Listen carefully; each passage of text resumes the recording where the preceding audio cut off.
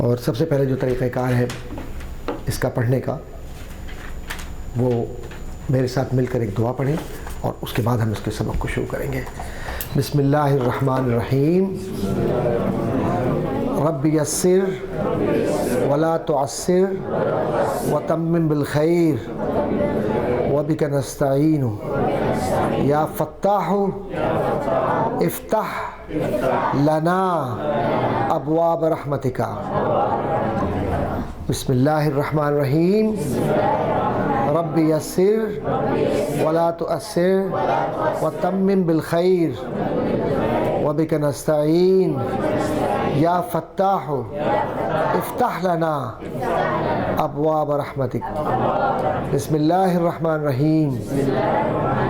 رب یسر ولا تعسر وتمم بالخیر وبک نستعین یا فتاح افتح لنا ابواب رحمتک۔ آمین۔ اللہم صلی علی سیدنا مولانا محمد وعلی آل سیدنا مولانا محمد مبارک وسلم صلی اللہ علیہ۔ بسم اللہ الرحمن الرحیم۔ جو کتاب ریفرنس ہے ہمارے پاس، جس کتاب سے میں انشاءاللہ تعالیٰ کوشش کروں گا بات سمجھانے کی، وہ بنیادی حوالہ یا بنیادی کتاب ہے الفوز الکبیر۔ الفوز الکبیر۔ الفوز کس کو کہتے ہیں؟ کامیابی کو، اور کبیر کہتے ہیں سب سے بڑی کامیابی۔ سب سے بڑی کامیابی کس کو ملتی ہے؟ سب سے بڑی کامیابی اس کو ملتی ہے جو اللہ کے کلام سے محبت کرتا ہے اور اللہ کے کلام کے لیے اپنے آپ کو وقف کرتا ہے، اور جو قرآن مجید کو اپنے دل میں بسا لیتا ہے، اللہ اس کو سب سے بڑی کامیابی عطا فرماتا ہے۔ تو یہ بات ذہن میں رہے کہ یہ کتاب حضرت شاہ ولی اللہ محدث دہلوی رحمۃ اللہ تعالی علیہ نے اس لیے تحریر فرمائی تھی کہ اس زمانے میں تفسیر قرآن کے متعلق یا تفسیر قرآن کے حوالے سے کوئی مدلل کتاب ایسی نہیں تھی جو فارسی زبان میں لکھی جائے، عربی زبان میں سمجھی جائے یا مقامی زبانوں میں اس کو لوگوں تک پہنچایا جائے۔ اس لیے حضرت شاہ ولی اللہ محدث دہلوی رحمۃ اللہ تعالی علیہ نے یہ کاوش کی اور یہ کتاب لکھی الفوز الکبیر۔ اب میں یہ عرض کرتا چلوں کہ اس زمانے میں اصول تفسیر کو سامنے لانے کا بنیادی مقصد کیا تھا؟ اصول تفسیر اس لیے یہ علم سامنے آیا کہ اس کے ذریعے جو گمراہ فرقے تھے ان کا جواب دیا جائے، اور ایسے علم کو عربی زبان میں علم المخاصمہ کہتے ہیں، جس کو انگریزی میں کہتے ہیں ڈیبیٹ۔ علم المخاصمہ، عربی زبان جانتے ہیں، مخاصمہ کس کو کہتے ہیں؟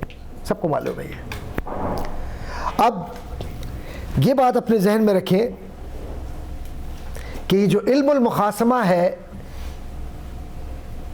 بقول شاہ ولی اللہ محدث دہلوی کے، یہ وہ چار بڑے فرقے جو گمراہ فرقے ہیں، یہود، نصارہ، مشرکین اور منافقین، ان کا جواب دینے کے لیے علم المخاصمہ یا سائنس آف ڈیبیٹ کا سہارا لے کر یا پھر علم الکلام کا سہارا لے کر علماء نے فن تفسیر کی مدد سے، قرآن کی مدد سے اپنی بات کو ثابت کیا۔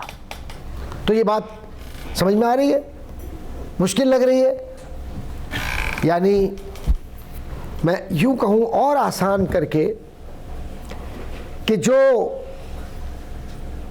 سوالات، کوئسچنز مختلف لوگ سامنے لے کر آتے ہیں، ان کے جوابات قرآن کی روح سے، قرآن کی آیات سے، قرآن کی جو اصل طاقت ہے ماشاءاللہ، اور طاقت تو اس کی بہت ہے، اس کے حوالے سے ایسے دینا کہ جو مخالف ہے وہ خاموش ہو جائے، اس علم کی خصوصیت ہے، یعنی علم تفسیر کی خصوصیت ہے کہ قرآنی آیات کے ذریعے جواب دیا جاتا ہے اس میں۔ اب ہم جس بات کو سامنے رکھیں گے وہ یہ کہ اس کے ذریعے یعنی اصول تفسیر کے ذریعے، اصول تفسیر کے ذریعے جو ذمہ داری متکلمین کا مطلب مسلم فلاسفرز کو دی گئی ہے، وہ کیا دی گئی ہے کہ وہ قرآن کے ذریعے زمین اور آسمان کی جو پیدائش ہے، ان کے پیدائش کے فلسفے کو بیان کریں کہ کیسے پیدا ہوئے، اور پھر ساتھ ہی ساتھ یہ بھی بتائیں کہ کس طرح اللہ تبارک و تعالی نے اپنی صفات کو قرآن میں بیان کر کے لوگوں کے لیے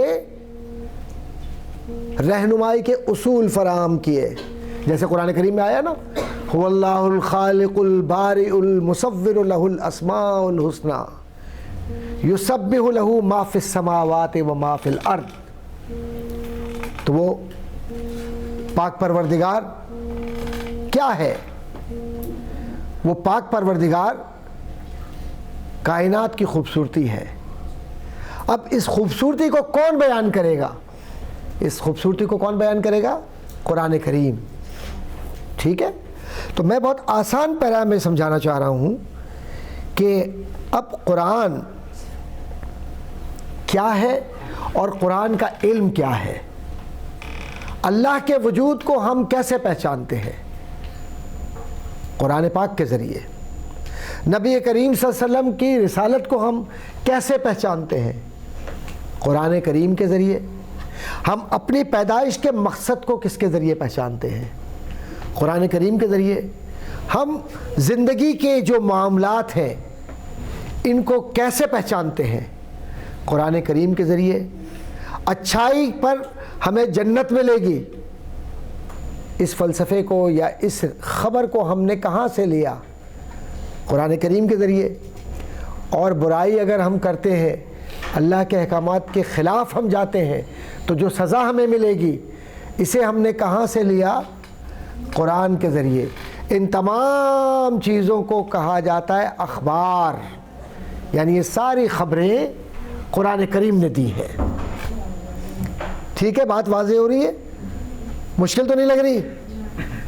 مشکل لگ رہی ہے تھوڑی سی؟ ٹھیک ہے۔ اب یہ بات اپنے ذہن میں رکھیں کہ اللہ تبارک و تعالی نے جو نظام زندگی بنائی ہے، اس نظام زندگی میں سب سے پہلے جو ہم میں ایک چیز آتی ہے کہ جب کوئی بات ہم کرتے ہیں تو ہم کہتے ہیں جی فلاں صاحب، تو ہم کہتے ہیں وہ سب چھوڑیں لیکن وہ ہے کون؟ وہ صاحب تو ہے لیکن وہ ہے کون؟ تو ہم کہتے ہیں وہ صاحب یہ، اچھا تو پھر یہ کرتے کیا ہے؟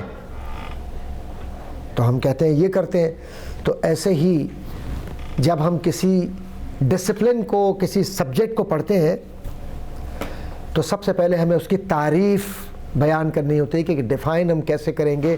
اگر مجھ سے کوئی کہے کہ علم تفسیر کیا ہے یا اصول تفسیر کیا ہے یا تفسیر کہتے کس کو ہے، تو how would I define? How would I create understanding among the people if I don't know? And being a Muslim, this is my duty and it is mandatory to understand.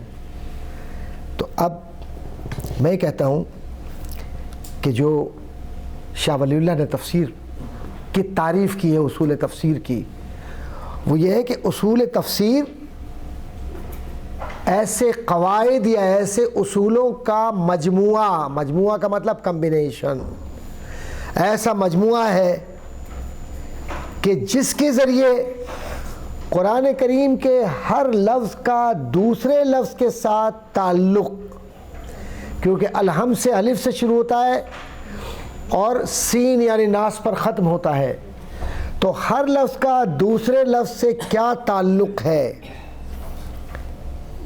اور پھر ہر لفظ سے دوسرا لفظ کیا معنی دے رہا ہے، کس طرح سے کوئی اس کا مفہوم یا اس کا مطلب نکل رہا ہے، اور پھر ہر آیت کا جو حکم یا آرڈر ہے وہ کیوں دیا جا رہا ہے، اور اس سے ہم کیا کنسیو کر رہے ہیں، کیا ریزلٹس نکال رہے ہیں،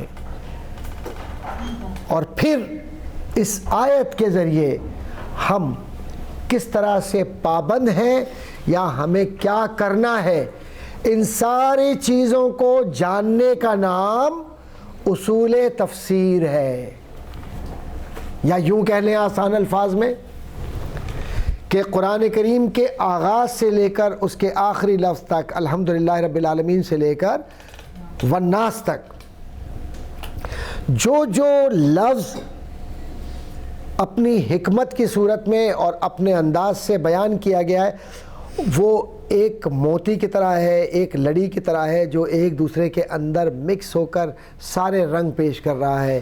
کہیں سورہ نمل نظر آتی ہے، کہیں عنکبوت نظر آتی ہے، کہیں یاسین نظر آتی ہے، کہیں سورہ ناس نظر آتی ہے، کہیں سورہ کہف نظر آتی ہے، کہیں سورہ فتح نظر آتی ہے، کہیں سورہ فاتحہ یا الحم شریف نظر آتی ہے، اور کہیں سورہ بنی اسرائیل نظر آتی ہے، کہیں سورہ مریم نظر آتی ہے۔ تو اس کا مقصد کیا ہے؟ ہم نے یہ نام خود دیے ہیں یا کسی نے ان کو دیے ہیں؟ ظاہر ہے کہ یہ نام ہم نے تو نہیں دیے، تو یہ ہمارے پاس تاریخی اعتبار سے یہ نام آ رہے ہیں۔ تو ان ناموں کو دیا کیوں گیا ہے؟ سورہ مجادلہ ہے تو یہ کیوں دیا گیا؟ تو اس حکمت کو کہ نام کا جو یہ عنوان ہے، ٹائٹل ہے، یہ کیوں دیا گیا، اس کو سمجھنا، اور پھر ہر سورت کے بعد جو دوسری سورت آ رہی ہے، بڑی اہم بات کہہ رہا ہوں کہ ہر سورت کے بعد جو دوسری سورت آ رہی ہے وہ انٹر لنک ہے، اور اس کا انٹر کمیونیکیشن ہے اس کا، اور اس کا لنکیج کے اندر ایسا ہے جیسے ایک برج سے دوسرے برج پہ آپ جا رہے ہیں، آپ کو پتہ ہی نہیں چلتا کہ سورہ بقرہ سے آپ کہاں چلے گئے، آل عمران پر، آل عمران سے کہاں چلے گئے، اور کرتے کرتے کرتے سورہ ناس پہ کیسے پہنچے۔ اصل میں یہ سب بریجز ہیں، یہ سب سرکل ہیں، اور جب ان سرکلز کو جوڑ لیتے ہیں آپ تو پھر قرآن ایک واضح مفہوم یا ایک واضح تعریف کی صورت میں آتا ہے کہ قرآن سے مراد ایسے احکامات شرعیہ ہیں، ایسے احکامات ہیں، اللہ کے آرڈرز ہیں کہ جن کو جاننے کے لیے ہمیں علم کی ضرورت ہے، ایسا علم جو ہمیں کوئی فائدہ پہنچائے۔ اور فائدہ کون سا؟ شفاء للناس۔ قرآن کیا فرماتا ہے؟ یہ تو لوگوں کے لیے شفا ہے۔ تو اب اس شفا کو جاننا ضروری ہے۔ تو بات تعریف سمجھ میں آ گئی؟ ہاں یا نہ کہیں؟ کسی حد تک سمجھ میں آ گئی؟ تھوڑا سا سمجھ میں آ گئی، 5% بھی سمجھ میں آئے تو کافی ہے، ٹھیک ہے۔ اب آگے چلتے ہیں کیونکہ ہم آخر میں اس کو ہم ریوائز کریں گے۔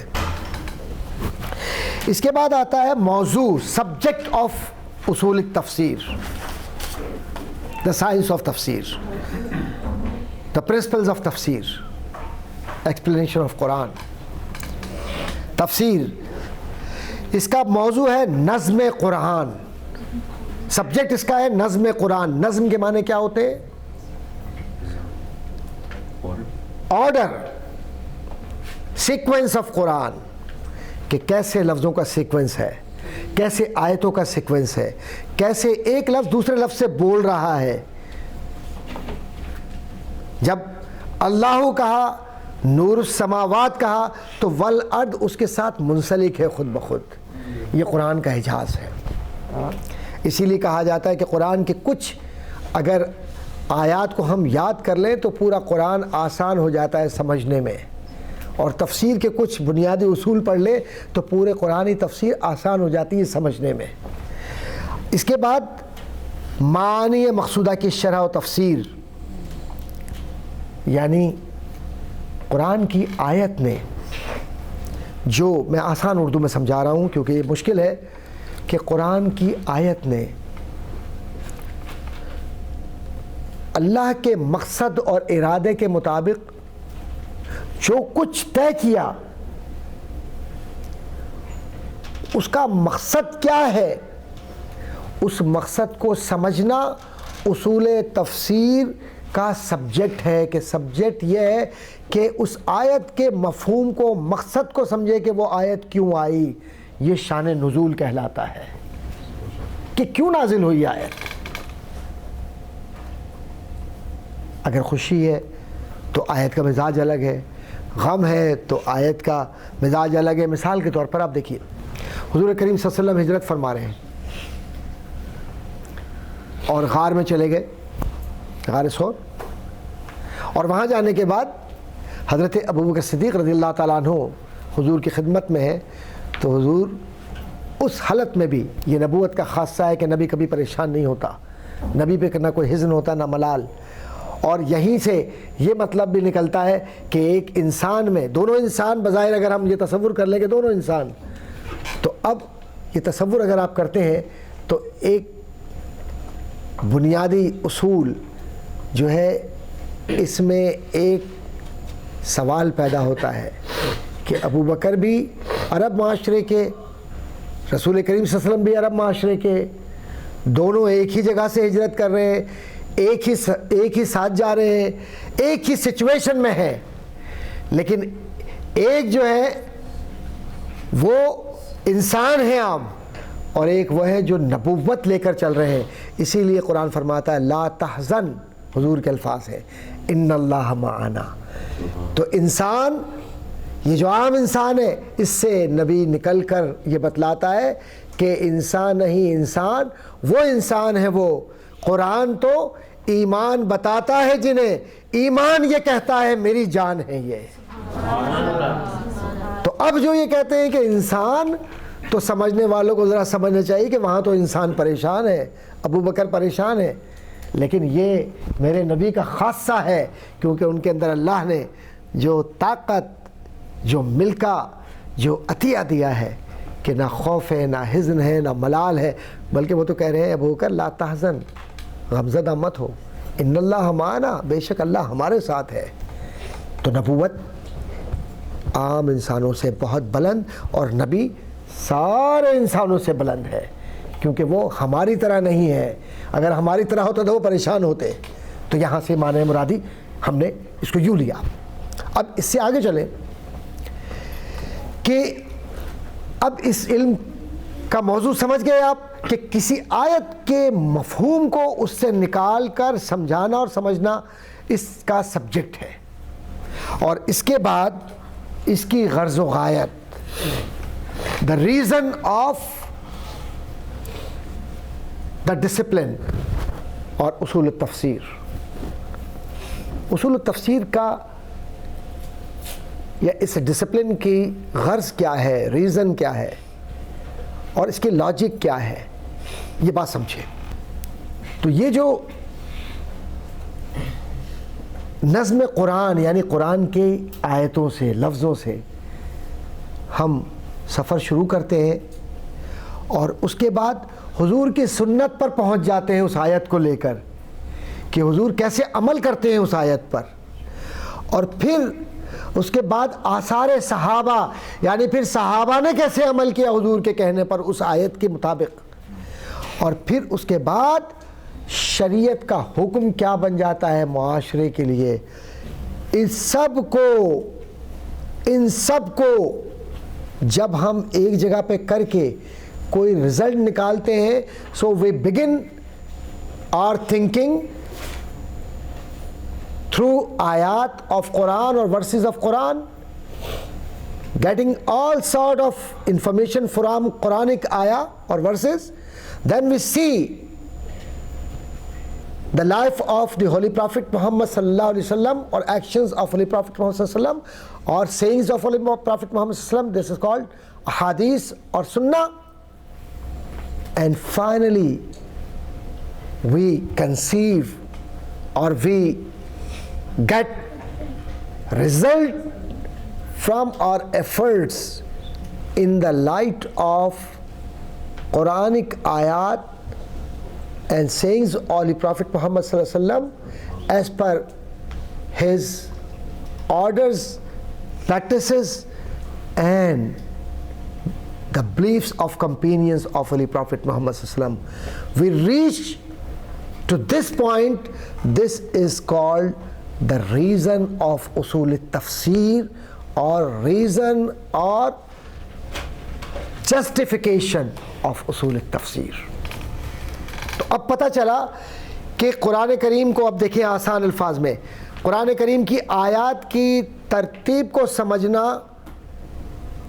یہ ڈیفینیشن ہے اس کی کہ قرآن کریم کی آیات کی ترتیب کو سمجھنے کا نام اصول تفسیر ہے. اور اس کے بعد شریعت کے احکامات کیا آتے ہیں قرآن سے، اس کو سمجھنا اس کا سبجیکٹ ہے. اور اس کے بعد قرآن سے لے کر آج کے معاشرے تک جو مسائل ہمارے سامنے آ رہے ہیں ان مسائل کو کنسیو کر کے کوئی رزلٹ معاشرے کو دینا، یہ کہلاتا ہے اس کی ریزننگ اور جسٹیفیکیشن. کتنا آسان ہو گیا؟ آسان ہو گیا؟ بچوں سمجھ میں آ رہے ہیں نا ماشاءاللہ؟ ہاں، تو یہ آسان ہو گیا. اب اس کے بعد کہا جاتا ہے کہ قرآن کریم نے یوں تو بہت سارے مفاہیم بیان کیے ہیں، بہت کچھ بیان کیا ہے، لیکن جو تصورات ہیں وہ تصورات یہ ہے کہ 5 بنیادی علوم، 5 بنیادی اصول قرآن کریم نے اپنے پورے اسلوب میں، پورے میتھڈ میں ایک سرکل کی طرح سے رکھے ہیں. اور اس کے بعد ان کے برانچز آتی ہیں، ان کی ڈیٹیلز آتی ہیں، لیکن یہ 5 ایسے علوم ہیں، 5 ایسے ڈسپلن ہیں، 5 بیسک رسپانسبلٹی ہے جس کے گرد پورا قرآن کریم کا ایک دائرہ نظر آتا ہے. اس کو اگر ہم سمجھ لیں تو معاملہ آسان ہو جائے گا. اور بعض علماء نے 3 بھی بیان کیا، بعض علماء نے 3 سے زائد بھی بیان کیا، اس میں بھی اختلاف ہے. لیکن جب ہم رزلٹ کی طرف جائیں گے تو ہمیں اندازہ ہوگا کہ ہم بات کیا کرنے جا رہے ہیں. آئیے پہلے ہم یہ دیکھیں کہ 3 جو بنیادی اصول ہیں، جو بیسک پرنسپلز ہیں یا بیسک ڈسپلنز ہیں اسلام کے، یہ قرآن کریم کے، وہ کیا ہیں. پہلا ہے توحید. سب کو پتہ ہے پورے قرآن کی بنیاد ہی توحید ہے. اور دوسرا کیا ہے؟ تذکیر. تذکیر کیا ہے؟ ہاں، کسی بات کو بیان کرنا، ذکر کرنا، ٹھیک ہے. اور تیسرا احکام. احکامات کیا ہے؟ آرڈرز، یہ کرو یہ نہیں کرو. اب یہ 3 بنیادی اصول رکھے اصول تفسیر کے مصنفین نے، لیکن اس میں ایک رائے اور بھی ہے کہ جیسے قاضی ابو بکر بن العربی، بڑے معروف مسلم اسکالر ہیں قاضی ابو بکر العربی، انہوں نے یہ کہا کہ جو توحید ہے اور جو اخبار یعنی خبر ہے کہ کیسے کوئی کام کیا جائے کوئی نہ کیا جائے، یہ کیوں آیت آئی، کیسے آئی. اسی طرح سے دیانات. دیانات ذرا مشکل ٹرم ہے. دیانات یعنی قرآن کریم نے جو چیزیں معاشرے کو عطا کی ہیں ان کے متعلق تفصیلات. اصل میں یہ ساری چیزیں وہ ہیں جو پورے انسانی زندگی کے ہر پہلو کو، چاہے وہ گھر کا رسمی پہلو ہو، میاں اور بیوی کی زندگی، یا معاشرے کا ہو، سوسائٹی کا ہو، سول سوسائٹی کا ہو، اس کے گرد ایک دائرہ لگا دیتا ہے اور اس کے بیچ میں اسلامک سوسائٹی یا اسلامی دنیا ہوتی ہے. میں جانتا ہوں تھوڑا سا مشکل ہے یہ سبجیکٹ، لیکن اس میں تھوڑا سا توجہ کی ضرورت ہے اور اس کو ہم آسان کریں گے انشاءاللہ. علماء نے یہ بھی کہا کہ قرآن کریم اصل میں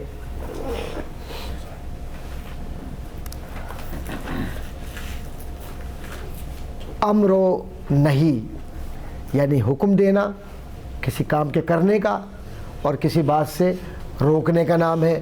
کچھ علماء کا یہ خیال ہے کہ یہ قرآن کریم کا یہ طریقہ کار ہے. قرآن کریم وعدہ و وعید کیا ہے؟ قرآن کریم کا ایک اسلوب ہے کہ قرآن یہ وعدہ کرتا ہے کہ جو اچھے کام کرے گا وہ جنت میں جائے گا، صالحین کے لیے یہ ہے، نیکوکار لوگوں کے لیے یہ ہے. تو قرآن کے اندر یہ علوم بھی پورے موجود ہیں. پھر قرآن جنت کے ذکر کی کتاب ہے، اور جنت کے ذکر کی کتاب کا مقصد یہ ہوا کہ اسی کے ساتھ جہنم کا جو تذکرہ ہے وہ بھی برے کام والوں کے لیے ہے. پھر اس کے بعد قرآن کریم میں جو علوم ہے، اللہ سے اقرار اور اللہ کی انعامات، اس کا بھی تذکرہ ہمیں نظر آتا ہے. اور پھر اللہ کی صفات بھی نظر آتی ہیں، اللہ کی تعلیمات بھی ہمیں نظر آتی ہیں اس میں. اور پھر جو ہمیں پورا ملت اسلامیہ کا معاشرہ، انسانوں کا معاشرہ نظر آتا ہے، اس معاشرے کو کس طرح کے مسائل درپیش ہوتے ہیں، ان ساری باتوں کو علامہ سیوطی نے 30 علامہ جلال الدین Suyuti was a great Muslim scholar, and his famous book Al-Itqan fi Ulum al-Quran has been translated into 50 languages of the world. He was not an ordinary person, and he is a reference for the non-Muslim world, and he wrote so many things about Quran that once if you go through Al-Itqan fi Ulum al-Quran, then you will notice how beautifully he presented the science of Quran. So what he did, انہوں نے 30 جو branches ہیں، جو major جو مسائل ہیں، ان کو بیان کیا. اور پھر ایک بڑی خوبصورت بات انہوں نے کہی علامہ جلال الدین سیوطی نے کہ 30 ہوں، 50 ہوں، 70,000 ہوں، 60,000 ہوں، یہ اپنی جگہ پر قرآن کے جتنے ہم بنیادی چیزیں نکالتے رہیں گے اتنے ہی قرآن میں ہمیں نظر آئے گا کہ یہ بھی ہے، یہ بھی ہے، یہ بھی ہے. لیکن انہوں نے کہا کہ قرآن کے وہی 5 اسلوب، 5 میتھڈز، 5 آرگومنٹل بیسک برانچز ہیں جس پر پورے قرآن کریم کو ہم دیکھتے ہیں کہ اس کے دلائل چل رہے ہوتے ہیں. اور ان پانچوں کو بڑے خوبصورت پیرائے میں انہوں نے بیان بھی کیا، جو بھی میں بیان کروں گا آپ کے سامنے. لیکن ایک بڑے بزرگ، ایک بہت بڑے صوفی بزرگ، ایک کتاب ان کی ہے فصوص الحکم، محی الدین ابن عربی رحمۃ اللہ تعالی علیہ، بہت بڑے بزرگ ولی کامل اور علم تصوف کے بانیوں میں ہیں یہ. انہوں نے یہ لکھا کہ 5 علوم ہمیں نظر آتے ہیں، اور وہ کہتے ہیں کہ سورہ فاتحہ الحمدللہ رب العالمین جب ہم پڑھتے ہیں تو اس میں ہمیں 3 علوم ملتے ہیں، اور جب ہم سورہ اخلاص پڑھتے ہیں تو اس میں ہمیں 2 علوم ملتے ہیں. تو 3 اور 5 یعنی سورہ اخلاص اور الحمد شریف، سورہ فاتحہ، جب آپ ان 2 کو اپنے سامنے رکھ لیں تو سمجھ لیں پورا قرآن کریم کا احاطہ آپ نے کر لیا. کیسے آپ دیکھیے، حمد ہے، پھر اس کے بعد آپ کا وے آف لائف ہے، پھر آپ کے بیسک بلیف ہے، پھر اس میں سکسیس والوں کا تذکرہ ہے، کامیاب لوگوں کا ہے، پھر اس میں اللہ والوں کے تذکرے کے بعد گمراہی کی بات بھی ہے، اور اس کے بعد سورہ اخلاص میں چلے جائیں تو توحید اور علم العقائد ہے پورا۔ تو جب یہ یکجا ہو جائے تو مسلمانوں کے جو بنیادی عقیدہ ہے سورہ فاتحہ اور سورہ اخلاص میں اتنا نمایاں ہے کہ پورا قرآن ان کے بیچ ہی میں نظر آتا ہے۔ جنت، دوزخ، آخرت، حشر، یوم قیامت، حضور کی شفاعت، حضور کی محبت، سب کچھ اس کے بیچ میں نظر آتا ہے، کیونکہ جہاں حمد خداوندی ہے وہیں حمد مصطفی بھی ہے، اور قرآن پوری کی پوری نعت مصطفیٰ ہے۔ تو بات سمجھ میں آئی؟ اب یہ بات اپنے ذہن میں رکھیں کہ جو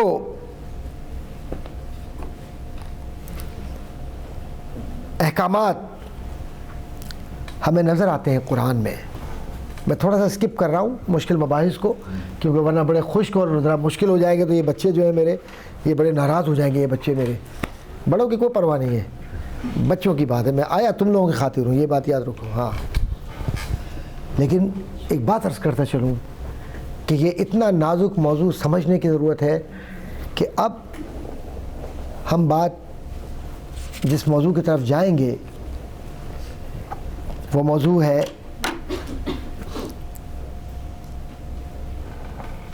کہ قرآن نے جو علماء نے جو قرآن کو سمجھنے کے لیے اصول بیان کیے ہیں، ان اصولوں میں کچھ بنیادی اصول ہیں، اور جب تک ہم ان بنیادی اصولوں کو نہیں سمجھیں گے اس وقت تک ہم آگے نہیں بڑھ سکتے۔ جیسے قرآن کو آپ یوں سمجھے کہ یہ علم الاحکام ہے جو اصطلاح استعمال ہوئی ہے، یعنی دا سائنس آف آرڈرز اور the science of law. What is described in science of law or basic ethics of law? It is in the larger interest of the society. It would benefit people who would act upon. تو علم الاحکام کیا ہے جو قرآن میں بیان کیے گئے ہیں؟ علم الاحکام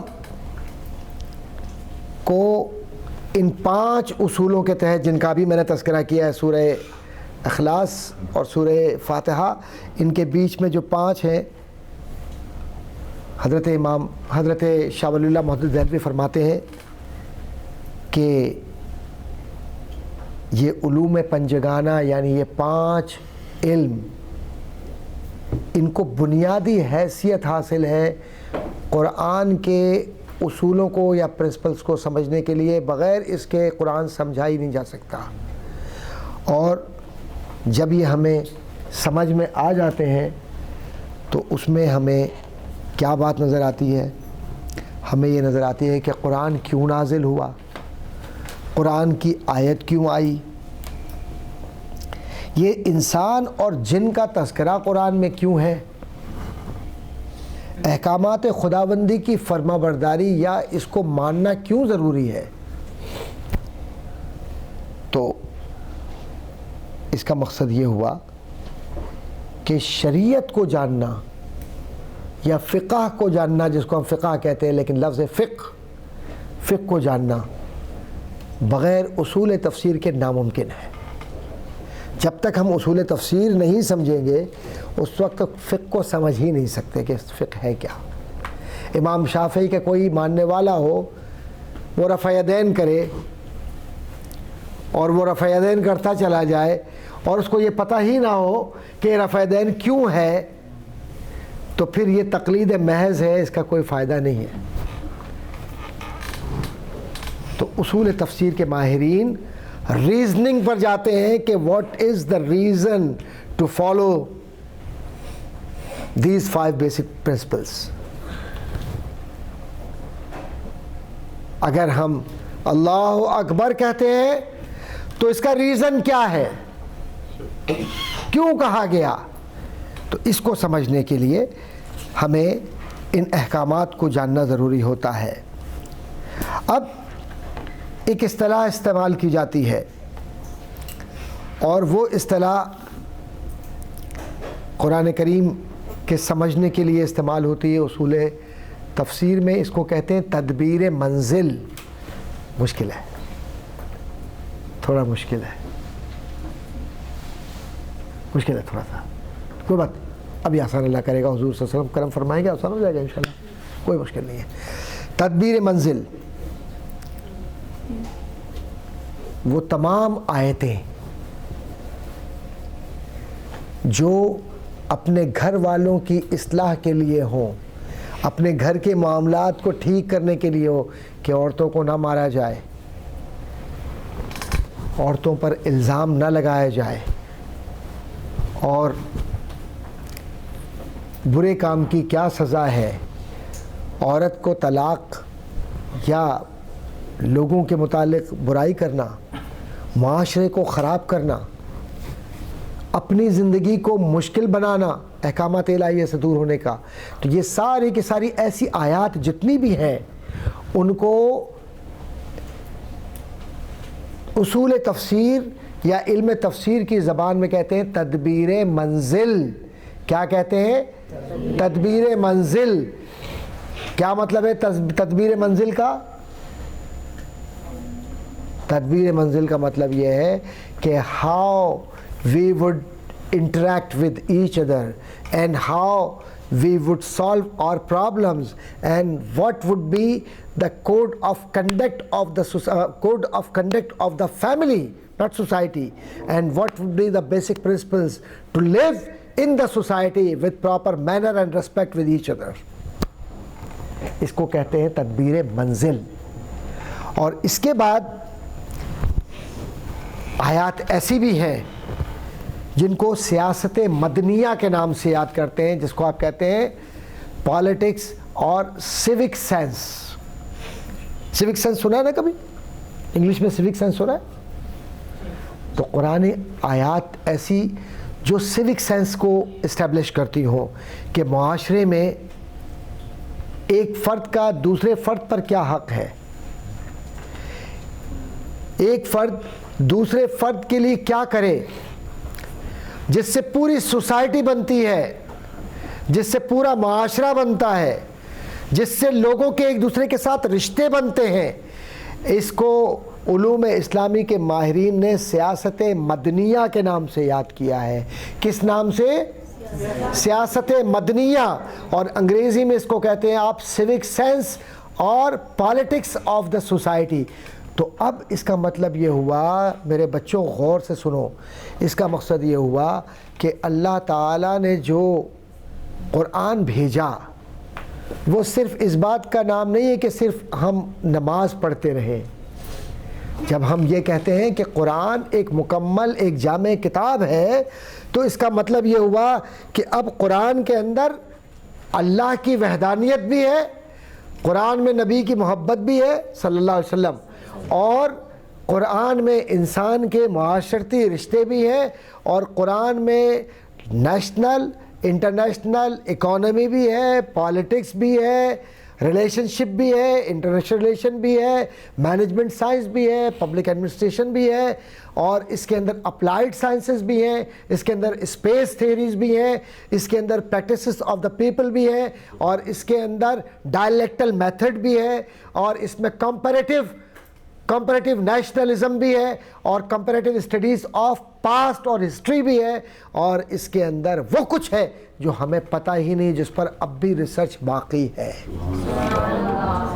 تو میرے اللہ نے جب یہ فرمایا کہ وَلَا رَتْبٍ وَلَا يَأْبِسْ إِلَّا فِي كِتَابٍ مُبِينٍ کا مطلب یہ ہوا کہ دیکھو تم جتنی اپنی عقل کو اس میں لگا لو، پھر بھی ہم نے اپنے نبی پر جب نازل کیا اور تمہیں دیا تو ہم تم کو بتلا رہے ہیں۔ قرآن کہتا ہے لو انزلنا هذا القرآن على جبل لرأیتہ خاشعا متصدعا خشیت اللہ، کہ اگر ہم اس کو پہاڑ پر نازل کرتے تو پہاڑ کی حالت کیا ہوتی؟ خاشعا متصدعا من خشیت اللہ. کتنا دیکھیے، اب پھر غور کریں ذرا سا بیٹا، تم لوگ غور کرو اس پر. خاشعا متصدعا من خشیت اللہ. اب ذرا سا خشیت کو اور ان الفاظ کو ایک دوسرے کے ساتھ دیکھو. اس کا ایکسپریشن نہ انگریزی میں آ سکتا ہے نہ اردو میں آ سکتا ہے. اس کا ایکسپریشن عرب بھی خود نہیں کر سکتے. کیوں؟ کہ یہ میرے رب کی وہ زبان ہے کہ جس کو صرف اگر کوئی بیان کر سکتا ہے تو وہ مصطفیٰ کی ذات ہے، کسی کی ذات نہیں ہے. نہ کوئی مفسر، نہ کوئی معلم، نہ کوئی بڑا حاجی، نہ کوئی نمازی، نہ کوئی ولی، نہ کوئی نہیں. لیکن میرا رب مصطفیٰ کی زبان سے جس کو بیان کر رہا ہے.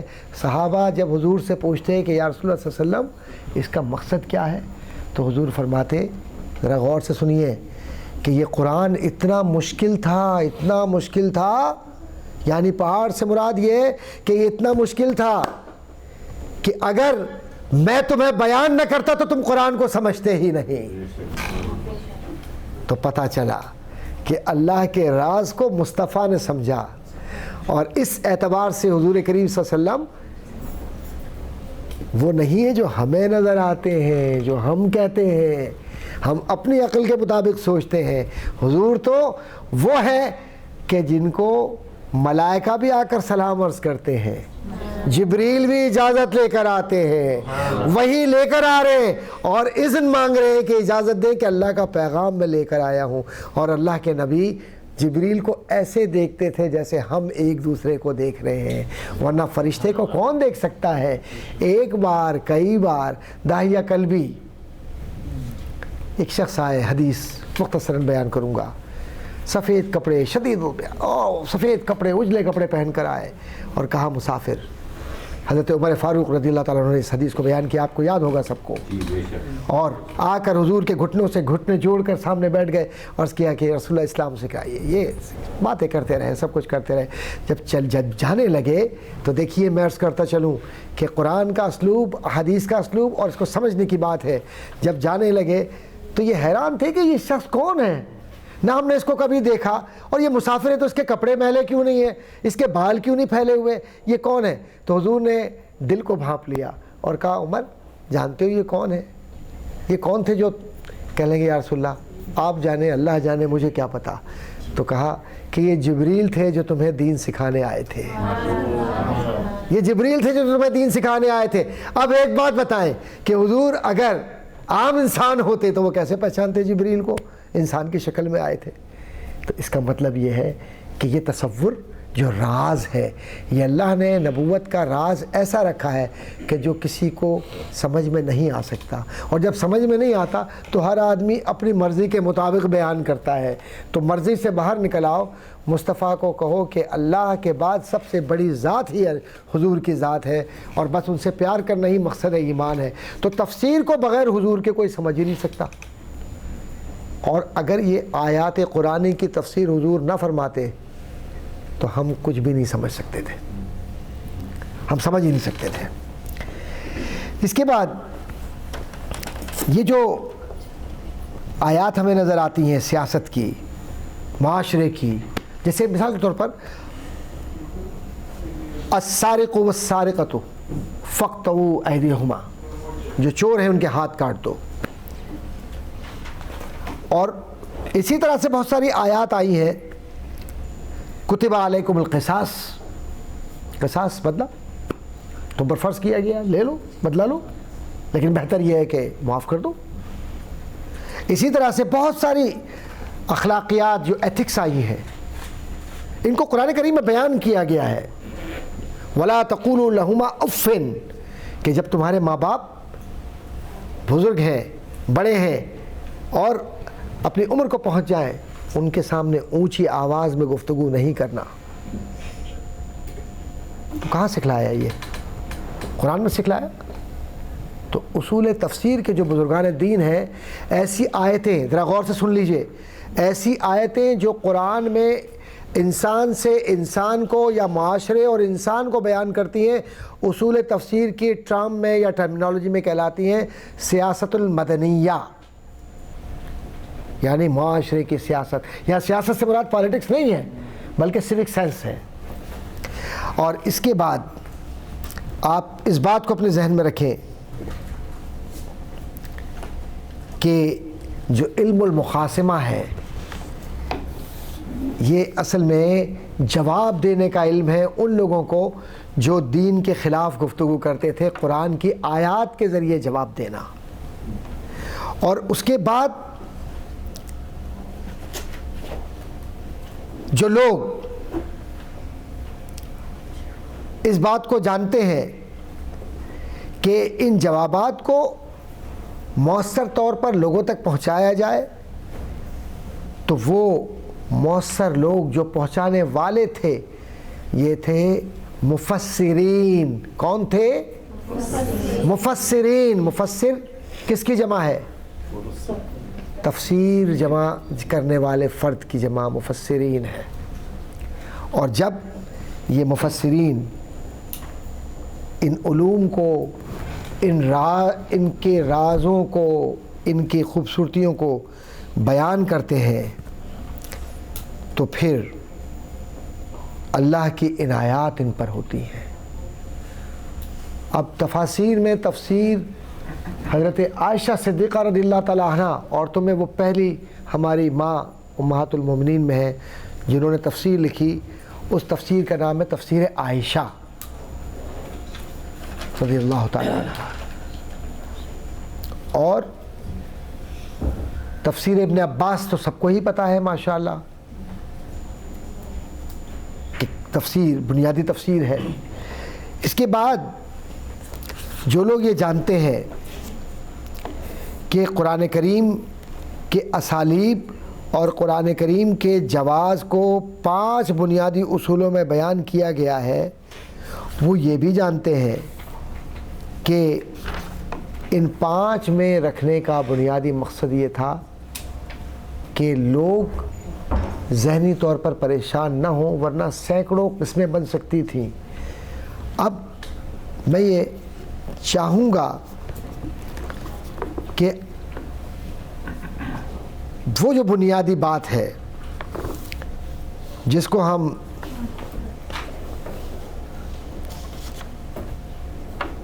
آیات قرآنی کے رموز کو سمجھنے کی بات ہے، تو اب اس میں سمجھ لیں کہ تفسیر کئی قسموں سے کی جاتی ہے. ایک تفسیر وہ ہے جو روایتی طور پر چلی آ رہی ہے، قرآن کریم کی آیت اور اس کے بعد حدیث، قرآن کریم کی آیت اس کے بعد حدیث.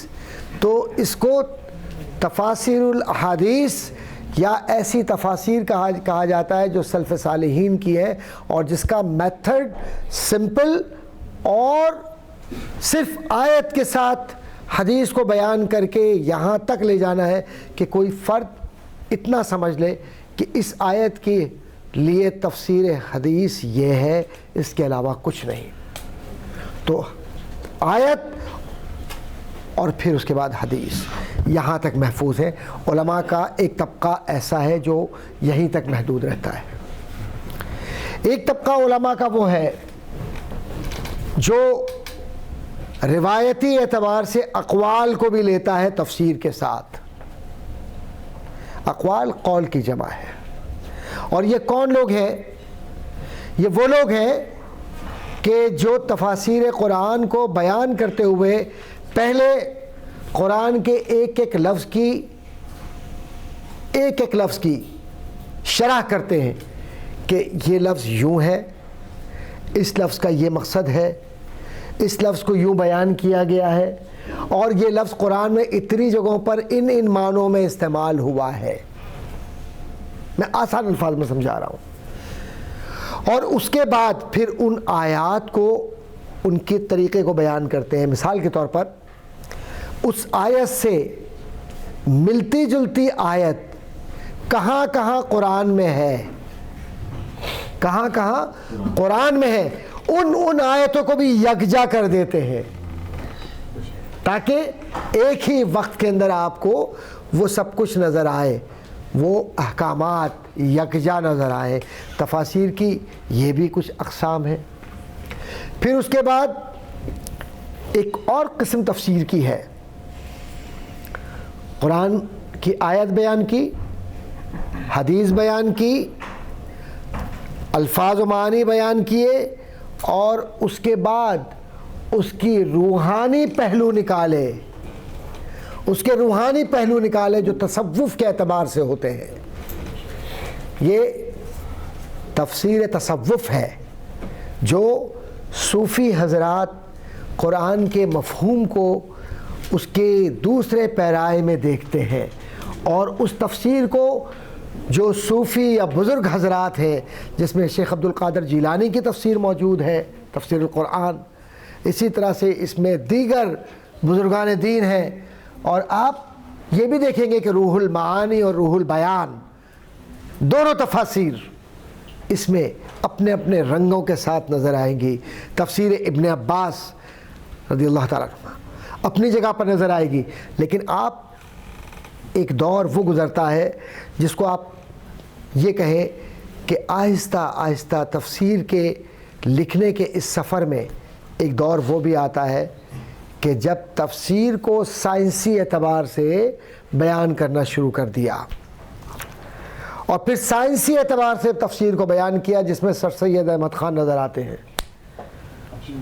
تو پھر اس کے اندر ایک مشکل بات یہ نظر آتی ہے کہ اس میں معتزلہ، اس میں اشاعرہ، اس میں رواقیت پسند، اور اس کے اندر بعض ایسے ایسے عقائد بھی نظر آتے ہیں کہ جن سے علماء نے اختلاف کرتے ہوئے یہ بتلایا کہ یہ دائرے سے تفسیر کے نکل گئے ہیں اور ان کو تفسیر نہ سمجھا جائے۔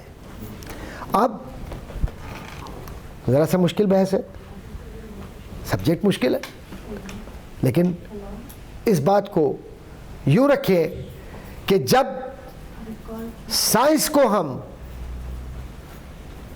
یا کیوں کہیں کہ قرآن کو ہم جب سائنس سے ثابت کرنے لگتے ہیں تو ایک خطرہ اور خدشہ اس میں ہوتا ہے۔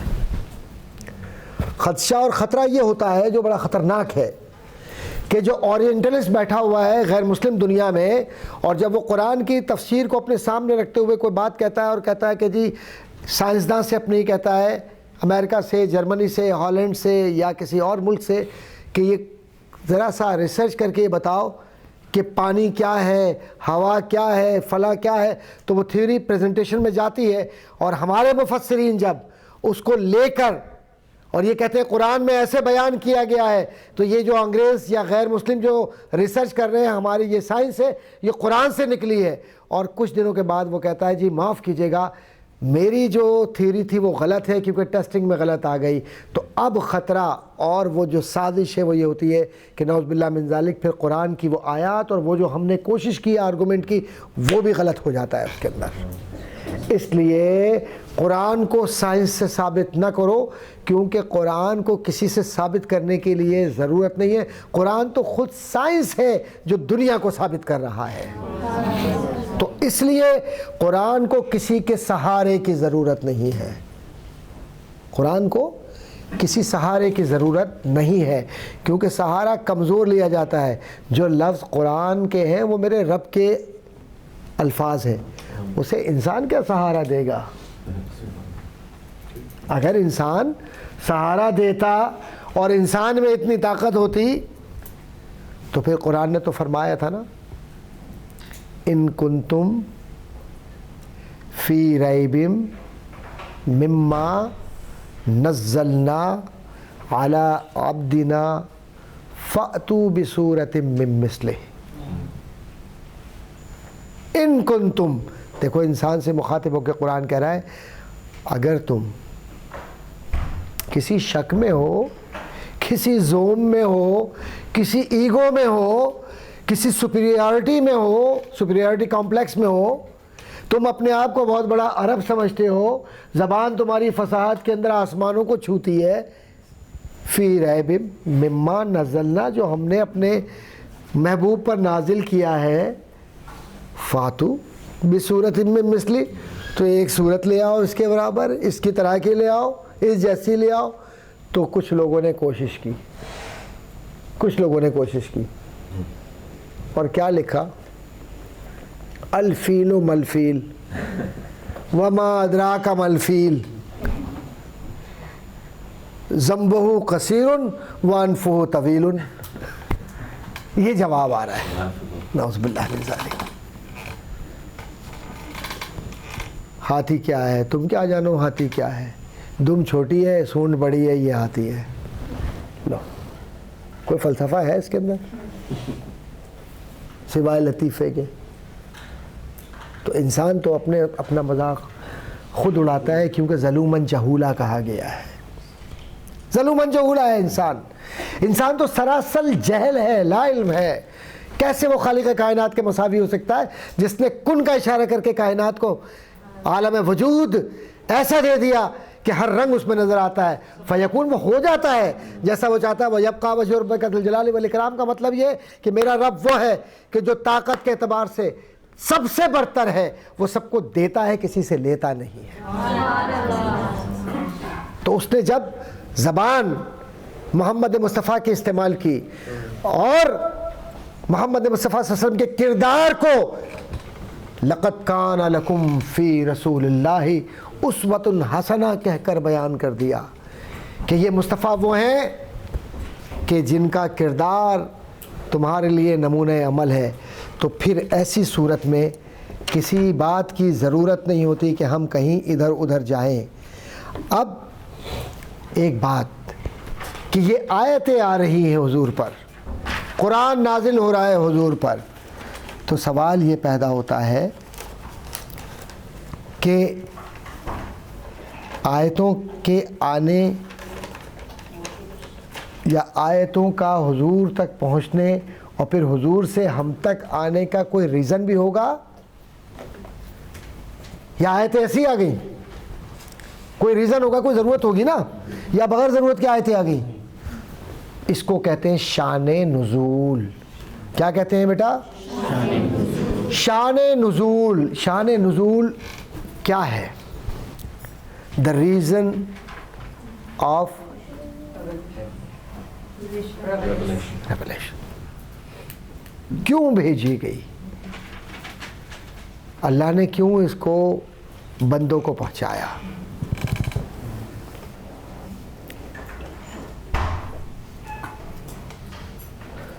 شان نزول کے متعلق میں ذرا سے یہ پڑھ دوں اس کا ریفرنس شاہ ولی اللہ محدث دہلوی کا. بہت مشکل اردو ہے، لیکن میں چاہتا ہوں کہ آپ کو بھی اندازہ ہو کہ میں کہاں سے آپ تک آ رہا ہوں.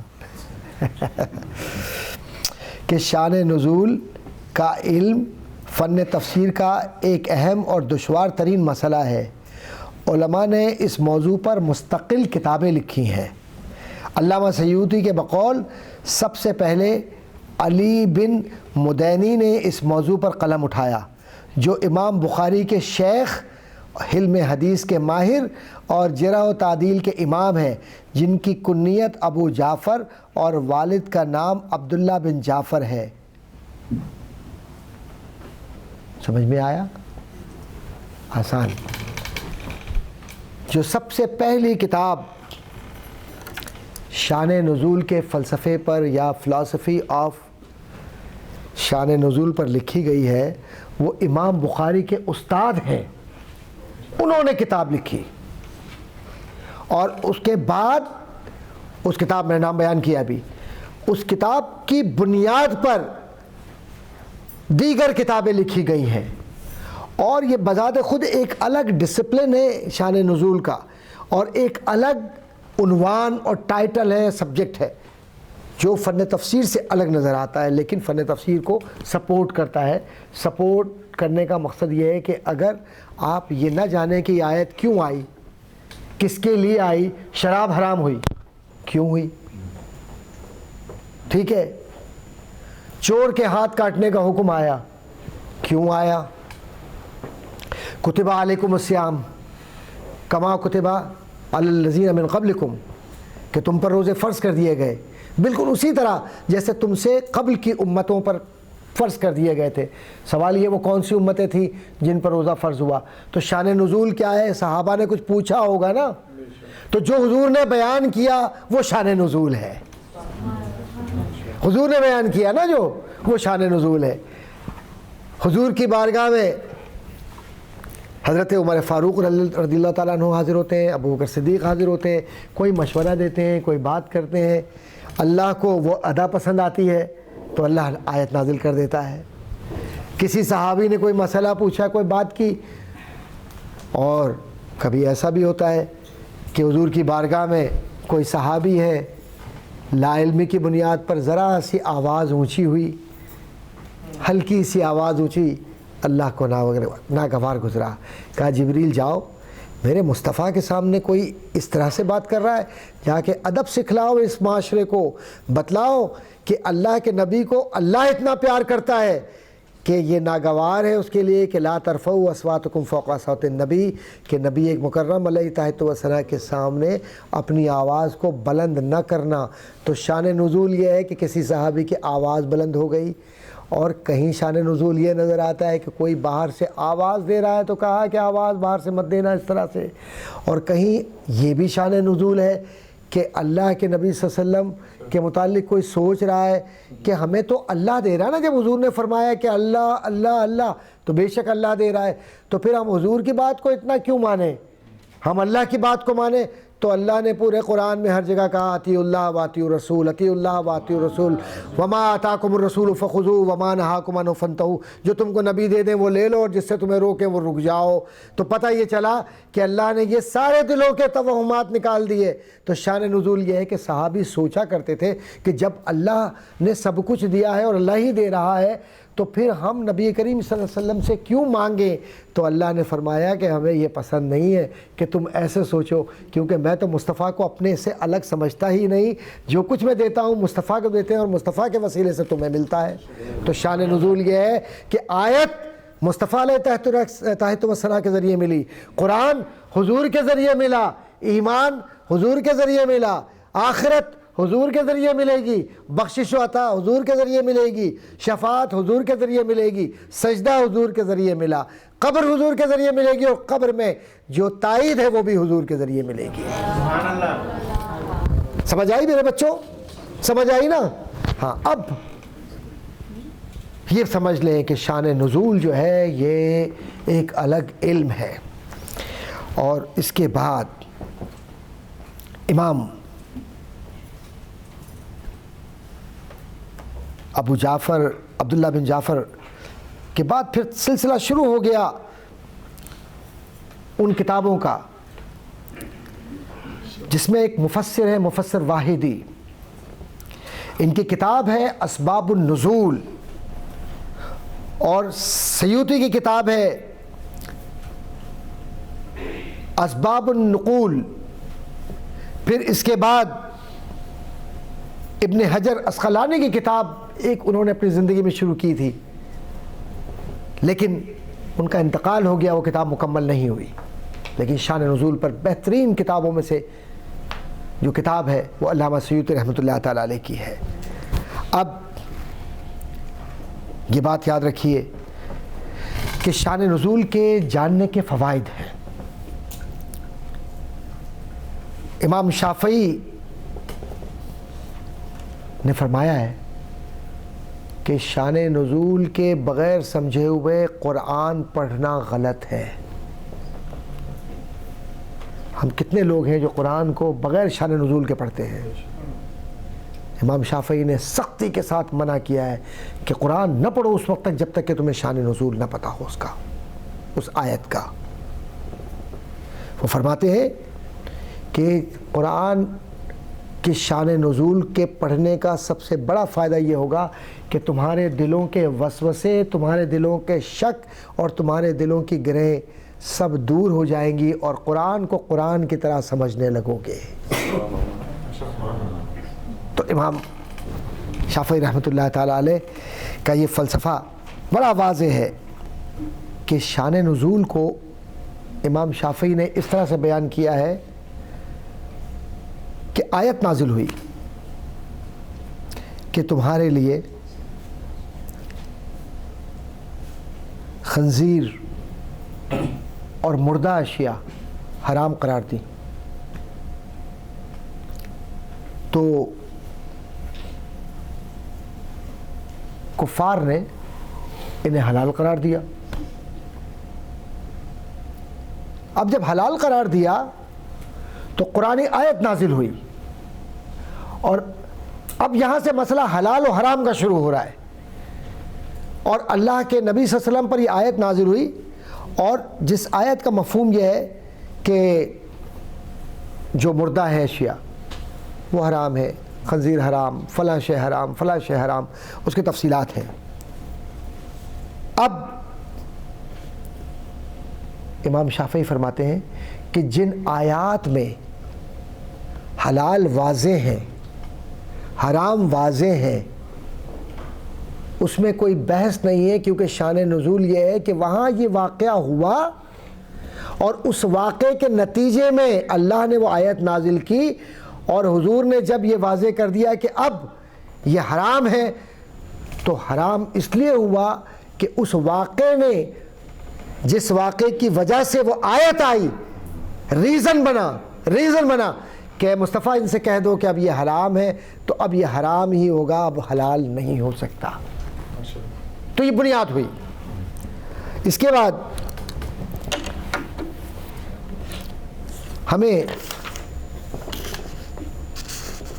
اپنے ذہن میں یہ بات رکھنا چاہیے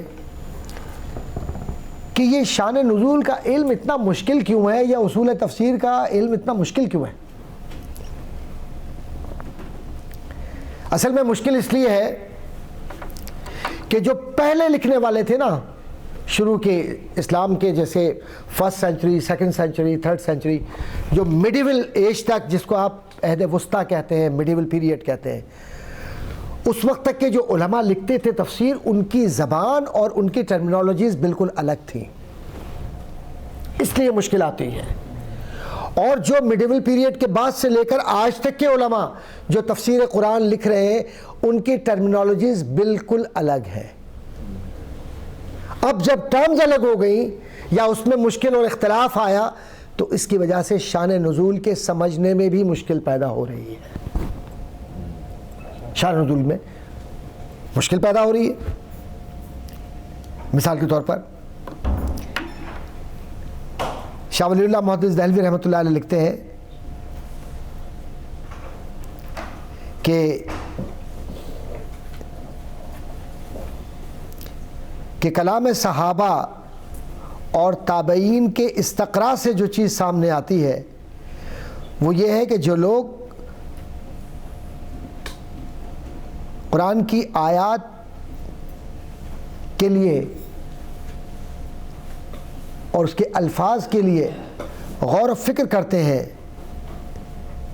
تو انہیں یہ چاہیے کہ وہ یہ دیکھیں کہ وہ آیت حضور کریم صلی اللہ علیہ وسلم کے کس زمانے میں پیش آئی, اور وہ واقعہ جو بیان کیا جا رہا ہے کیا وہ واقعہ حضور کے زمانے میں اسی طرح سے ہوا بھی تھا, یا بعد میں مفسرین نے اپنی طرف سے اس میں ایڈ کر دیا. اب اس واقعے کو جاننا, اب یہاں سے ذرا سا ریسرچ شروع ہوتی ہے کہ جو آیت آئی اور جو واقعہ بیان کیا جا رہا ہے, اس کے درمیان کو ریلیشن شپ کیسے قائم کریں گے. کو ریلیشن شپ کے لیے آپ کے پاس بیسک سورسز کون سی ہیں؟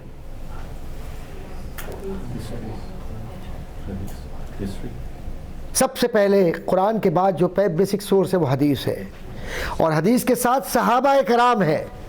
تو صحابہ کرام میں کون سے صحابہ؟ وہ صحابہ کرام جو احادیث کو تسلسل کے ساتھ بیان کرتے ہیں. اب حدیث کی اقسام میں اس لیے نہیں جاؤں گا کہ حدیث کی اقسام وغیرہ کل میں سمجھاؤں گا انشاءاللہ, لیکن یہ چونکہ خود موضوع بہت مشکل ہے, تو اس بات کو سمجھ لیں کہ جو واقعہ شان نزول کے تحت بیان کیا جا رہا ہے, اسے ویریفائی کون کرے گا؟ صحابہ. تو اگر صحابہ واقعے کو ویریفائی نہیں کرتے اور اس واقعے کی ویریفیکیشن ہمیں اس پیریڈ میں حضور کے دور میں نہیں ملتی، اور اگر وہ واقعہ بعد میں نقل کیا جاتا ہے اس کا مطلب یہ ہے کہ کسی مفسر نے خود اپنی طرف سے یا کسی غلط روایت کو اس کے اندر حصہ بنا کر اس کا شامل کر دیا ہے۔ اس چیز کو جانچنا، اس چیز کو سمجھنا اور اس بات کی تحقیق کر کے کسی بات کو، کسی واقعے کو شان نزول کے ساتھ بیان کرنا مفسر کی ذمہ داری ہے، ورنہ اگر واقعے کو غلط بیان کر کے قرآن کے ساتھ جوڑ دیا تو ہم بہت بڑے مجرم ہوں گے۔ کیوں؟ کہ یہ جو واقعات ہیں اس کو یوں بیان کرتے ہیں جیسے کہا کہ نزلت فی قضا، اس طرح یہ آیت نازل ہوئی، فَأَنزَلَ قَوْلُهُ قضا، تو یہ عام طور پر یہ مفسرین کی زبان ہوتی ہے کہ یہ زبان فرواہ ہاکذا، فرواہ بخاری، فرواہ ترمذی، تو یہ زبان اس کے اندر جو استعمال ہوتی ہے، جو ٹرمز استعمال ہوتی ہیں وہ اس لیے اہم ہوتی ہیں کہ اس کو جاننے کے لیے ضروری ہے کہ جو لوگ واقعات کو بیان کرتے ہوئے بھول جاتے ہیں کہ وہ قرآن کو بیان کر رہے ہیں، واقعے کو بیان نہیں کر رہے، میری بات کو غور سے سمجھیے گا کہ وہ قرآن کو بیان کر رہے ہیں، واقعے کو بیان نہیں کر رہے، اور وہ قرآن کو بیان کرتے کرتے واقعے میں اور واقعے کو بیان کرتے کرتے وہ اپنے دور میں آ جاتے ہیں، تو وہ قرآن کی توہین کے مترادف ہوتا ہے، کیونکہ واقعہ ثانوی ہے، اصل تو قرآن ہے، اور قرآن کے اعجاز یہ ہے کہ اس کو بیان کرتے ہوئے اس کے اسلوب کو اور اس کی خوبصورتی کو سامنے رکھا جائے۔ اب جو لوگ اس بات کا خیال کرتے ہیں وہ قرآن کو سادہ اور واقعے کو سادہ اور شان نزول کو سادہ بیان کرتے ہیں، اس میں لفظوں کا الجھاؤ نہیں ہوتا، جیسے ابن عباس، تفسیر قرطبی، تفسیر نصفی، تفسیر جلالین، دیگر تفاسیر، یہ تفاسیر سادہ ہے، کچھ اس میں لفظوں کا وہ نہیں ہے۔ اور جو لوگ واقعات کو کنسیو کرتے ہیں، اب ذرا غور سے سنیے گا، اب یہاں سے تفسیر کے بھٹکاؤ کی بات کر رہا ہوں کہ ہم کیسے بھٹکتے ہیں، نعوذ باللہ من ذالک۔ تفسیر بیان کرتے کرتے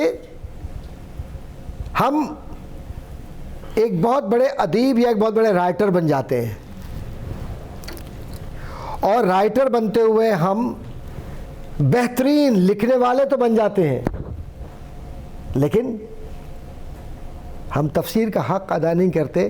پڑھنے والے کو ہم ایک اپنا لکھا ہوا خوبصورت پیراگراف تو دے رہے ہیں، لیکن اس کے اندر جو پیغام ہے، مثال کے طور پر سورہ رحمان، کسی نے بیان کیا تفسیر کے اندر کہ یورپ کے رہنے والے کو اس سے کیا دلچسپی کہ جنت میں ٹھنڈا پانی ہوگا، میٹھے پانی کی نہریں بہہ رہی ہوں گی، شہد ہوگا، پھل لگے ہوں گے۔ یورپ کے رہنے والے کے پاس تو ویسے ہی ٹھنڈا پانی ہوتا ہے۔ تو یہ تو عرب کے لوگوں کو خالی سکون دینے کے لیے کہ وہ ریگستان میں رہتے تھے ان کو تسلی دینے کے لیے کہا گیا ہے، ورنہ حقیقت میں نعوذ باللہ من ذالک ایسا نہیں ہے۔ یہ کفر ہے، یہ کفر ہے، یہ انکار جنت ہے، یہ انکار نعمت ہے۔ اب عام پڑھنے والے کو تو میں اگر کہوں کہ یورپ کے اندر، ہاں یورپ کے اندر یا کینیڈا اور امریکہ میں کہیں نیاگرا فال نظر آتی ہے، کہیں اور بہت ساری ہمیں آبشاریں نظر آتی ہیں، واقعی بڑا ٹھنڈا پانی ہے، برف بھی ہے، اور وہاں کیا دلچسپی، کیونکہ یہ تو گرم ملکوں کے لیے بیان کیا گیا ہے۔ یا حور مقصورات فی الخیام، اب حوروں کا تذکرہ اس کے اندر، اب تو یہ خوبصورتی، تو یہ کیا خوبصورتی کی بات ہے؟ تفسیر لکھتے لکھتے وہ بھٹک جاتا لکھنے والا۔ یہ تفسیر ایسی تفسیر کہلاتی ہے تفسیر بالرائے۔ یہ تفسیر بالرائے جو ہے یہ گمراہ کن ہے۔ کیوں؟ کہ اس میں ایک توہین نظر آتی ہے، سلف صالحین کا انداز ادب کا نظر نہیں آتا، اس میں حدیث بہت پیچھے چلی جاتی ہے، اس میں احکامات کے بنیادی اصول بہت پیچھے چلے جاتے ہیں، اس میں شان نزول جو ہم اتنی دیر سے ڈسکس کرتے ہوئے آئے وہ بہت پیچھے چلے جاتے ہیں، اور اس کے بعد اب جو ہم تفسیر اپنی مرضی کے مطابق کرتے ہیں کہ چلو میں اپنے بچے کو دیکھ کر کوئی تفسیر لکھ لوں، کہ ان حالات کے اوپر اپنی بہنوں کو بیٹیوں کو دیکھ کے لکھ لوں، بھائی میں تو بحرین میں رہ رہا ہوں، میں تو برطانیہ میں رہ رہا ہوں، میں تو جرمنی میں رہ رہا ہوں، تو چلو ان حالات کو دیکھتے ہوئے ایک تفسیر لکھ لوں، کیونکہ وہ تفسیر تو عرب میں لکھی گئی تھی، وہ تفسیر تو فلاں جگہ لکھی گئی تھی، وہ تفسیر تو اس دور میں لکھی گئی تھی، وہ تفسیر تو یوں لکھی گئی تھی، تفسیر لکھنے والا وہ تو انسان تھا، تو میں بھی تو انسان ہوں، اگر وہ لکھ سکتا ہے تو میں نہیں لکھ سکتا، وہ بیان کر سکتا ہے تو میں بیان نہیں کر سکتا۔ جناب اس طرح تفسیر بیان کرنے کا حق آپ کو نہیں ہے، اس لیے کہ وہ شخص ہے کہ جس نے یا تو نبی کو دیکھا ہے، حدیث کو سنا ہے، پھر تفسیر بیان کی ہے صلی اللہ علیہ وسلم، اور یا پھر وہ شخص وہ ہے کہ جس نے نبی کے صحابی کو دیکھا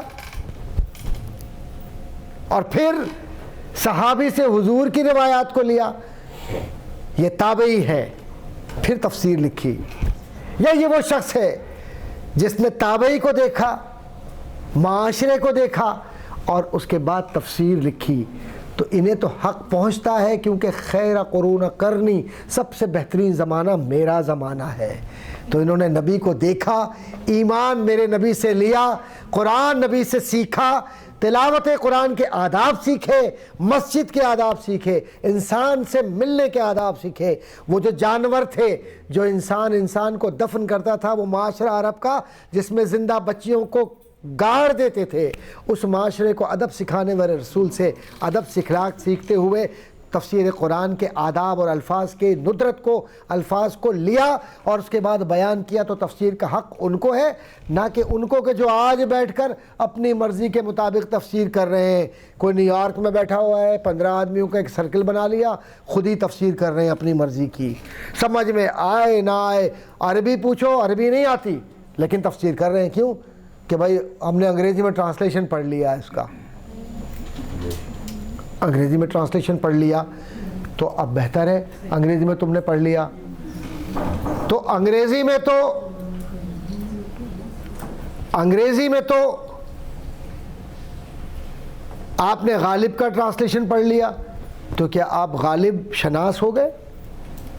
انگریزی میں آپ نے امام غزالی کو پڑھ لیا تو کیا آپ متکلم ہو گئے، بہت بڑے فلسفہ اسلام کے جاننے والے ہو گئے؟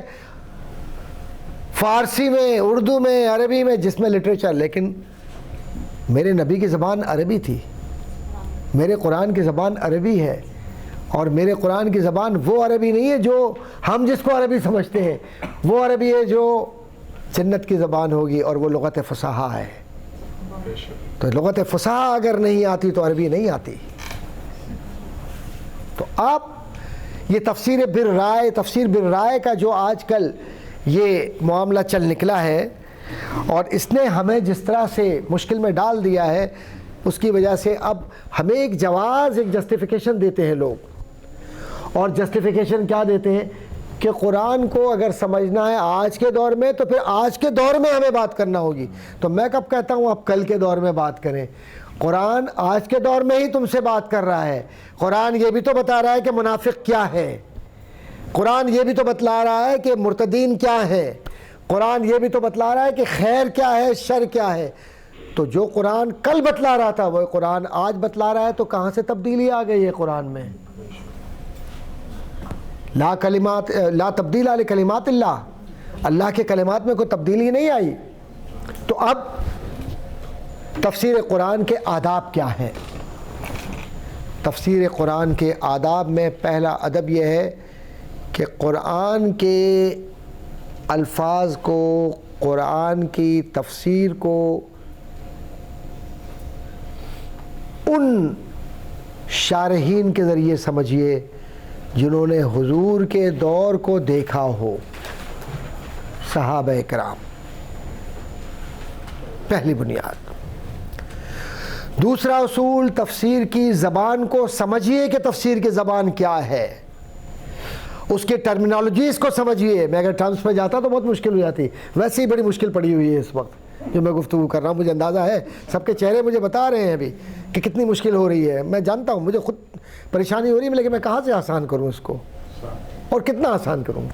اللہ آسان کروا رہا ہے حضور کی رحمتوں سے. اس میں سے اگر 25% بھی یاد رہ جائے تو سمجھنا کہ جیت لیا آپ نے میدان, کیونکہ لوگ 20-20 سال میں نہیں سمجھ پاتے ماشاءاللہ.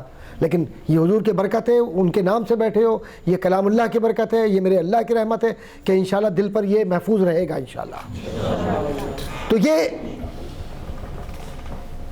دوسری بات, قرآن کے کچھ الفاظ ہیں, ان الفاظ کو آپ کو یاد رکھنا ہے. وہ الفاظ خاص طور پر ایک خاص ساؤنڈ دیتے ہیں, ریفلیکشن دیتے ہیں, ایک خاص اس کا انداز ہوتا ہے. جیسے میں گفتگو کر رہا تھا شروع میں, تاریخ میں جب جاتے ہیں, قرآن جب تاریخ کی طرف جاتا ہے تو اس کے خاص الفاظ ہیں. جب قرآن ڈراتا ہے کسی بات سے تو بس وہی الفاظ ریپیٹ ہوتے ہیں ہر جگہ پورے قرآن میں کم و بیش. قرآن جب خوشخبری دیتا ہے, جب اللہ خوش ہو کر خوشخبری دیتا ہے تو قرآن کا انداز ہر جگہ آپ کو الفاظ ذرا ذرا سے مختلف ملیں گے, لیکن خوشی کا انداز وہی ملے گا جو میرا رب اپنے بندوں سے خوش ہو کر ہم گناہ گاروں کو دیتا ہے. اور جب حضور کی محبت کی بات کرتا ہے قرآن تو اس میں بھی قرآن کے خاص ایک انداز ہوتا ہے. تو تقریباً 50 مقامات ایسے ہیں کہ اگر ان 50 مقامات, اگر میں تفصیلات میں جاؤں تو بہت وقت لگے گا, 50 مقامات کو اگر ہم یاد کر لیں الحمدللہ رب العالمین سے لے کر والناس تک. اور متشابہات معلوم ہے نا کیا ہوتے ہیں قرآن میں, کہ ایک آیتیں ایسی ہیں کہ جب حافظ قرآن پڑھتا ہے تو پڑھتے وہ پہلے پارے سے ایک دم 26ویں پارے میں پہنچ جاتا ہے, بھول جاتا ہے. یہ متشابہات, اور یہ قرآن کی خوبصورتی ہے, یہ متشابہات ہے. تو یہ مقامات ہیں, ان کو یاد رکھنا ضروری ہے کہ کس جگہ پر کیا بات کہی گئی ہے, اس سے سملر بات دوسری جگہ پر ہے. جیسے پزلز ہوتے ہیں نا, تو قرآن نے بھی ایک طرح کا انسان کو تھوڑا سا ذرا سا جھنجھوڑا ہے, اس کے حافظے کو ذرا سا, کہ تم بہت کہتے ہو نا کہ ہم بھولتے نہیں ہیں, ہم بڑے طاقتور ہیں, تم کیا ہو, کچھ بھی نہیں ہو, لو ہم تمہیں دکھاتے ہیں. بس وہ پڑھتے نکل جاتے ہیں. یہ متشابہات کہلاتے ہیں. کیا کہلاتے ہیں؟ متشابہات کا مطلب یہ ایک جیسی سملر آیات, لیکن ان کے اندر احکامات مختلف ہوتے ہیں, وہ انداز مختلف ہوتے ہیں. اس کے بعد قرآن کریم میں اس بات کو اپنے ذہن میں رکھیے کہ جو بیان کیا گیا ہے, جس کو آپ احکام شریعت کہتے ہیں, احکام مدنیہ کہتے ہیں سیوک سینس کے لیے, یا آپ جس کو تدبیر منزل کہتے ہیں, علماء مفسرین نے یہ لکھے اصطلاحات, یا آپ وہ بحث جو قرآن میں ناسخ و منسوخ کی ہے. میں انٹرنیٹ پہ دیکھ رہا تھا اور ہمارے نوجوان بہت سے بھٹک رہے ہیں, میں ان کو بھی یہ بتانا چاہتا ہوں کہ ناسخ و منسوخ کچھ آیتیں ایسی ہیں جو اللہ کے رسول صلی اللہ علیہ وسلم پر وحی کی گئیں اور یہ کہا گیا کہ یہ بتلا دو. میں اگر ان کی تفصیلات میں جاؤں گا پھر بہت وقت لگے گا. وہ احکامات بتا دیے گئے اور اس کے بعد اللہ نے کچھ نئی آیتیں نازل کر دی اور کہا کہ اب اس پر یہ ختم ہو گئی اور دوسری آیتوں نے ان کو ریپلیس کر دیا. اب دو باتیں بڑی اہم ہیں جو تمہیں سمجھنی ہے سب کو, کہ جو قرآن کی آیات منسوخ ہو گئیں, کینسلڈ, کیا وہ قرآن کا حصہ نہیں ہے؟ علماء نے کہا کہ وہ قرآن کا حصہ ہے لیکن ان پر عمل نہیں کرنا ہے. پھر اعتراض کرتے ہیں جو ویسٹرن ورلڈ کے لوگ ہیں یا مسلمان, سو کالڈ مسلمان, بعض کنفیوز کرنے کے لیے, کہ قرآن کریم نعوذ باللہ من ذالک, جب قرآن کریم میں منسوخ آیات ہیں تو ان کو نکالا کیوں نہیں گیا, ان کو شامل کیوں رکھا جب اس پہ عمل نہیں کرنا؟ تو اس کا جواب یہ ہے کہ اللہ کے نبی نے یہ فرمایا کہ چونکہ اللہ کے الفاظ ہیں تو اگر یہ جو الفاظ ہیں یہ قرآن میں شامل ہیں، اور جب مومن اس کو پڑھتا ہے تو ایک کے بدلے 10 نیکیاں ملتی ہیں.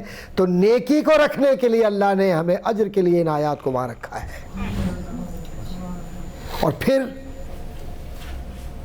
اللہ نے، میں آپ سے ایک سوال پوچھتا ہوں سب سے، بحرین کے حاکم وقت ایک آرڈر کرتے ہیں کوئی کہ جی یہ کام یہ کرو، اور پھر کچھ دنوں کے بعد کہتے ہیں کہ یہ آرڈر منسوخ ہو گیا، اب یہ کرو. اس کو یہ اختیار ہے یا نہیں ہے بحرین کے یا کسی بھی ملک کے سربراہ کو؟ ہاں یا نہ کہو نا اللہ کے بندو؟ ہے.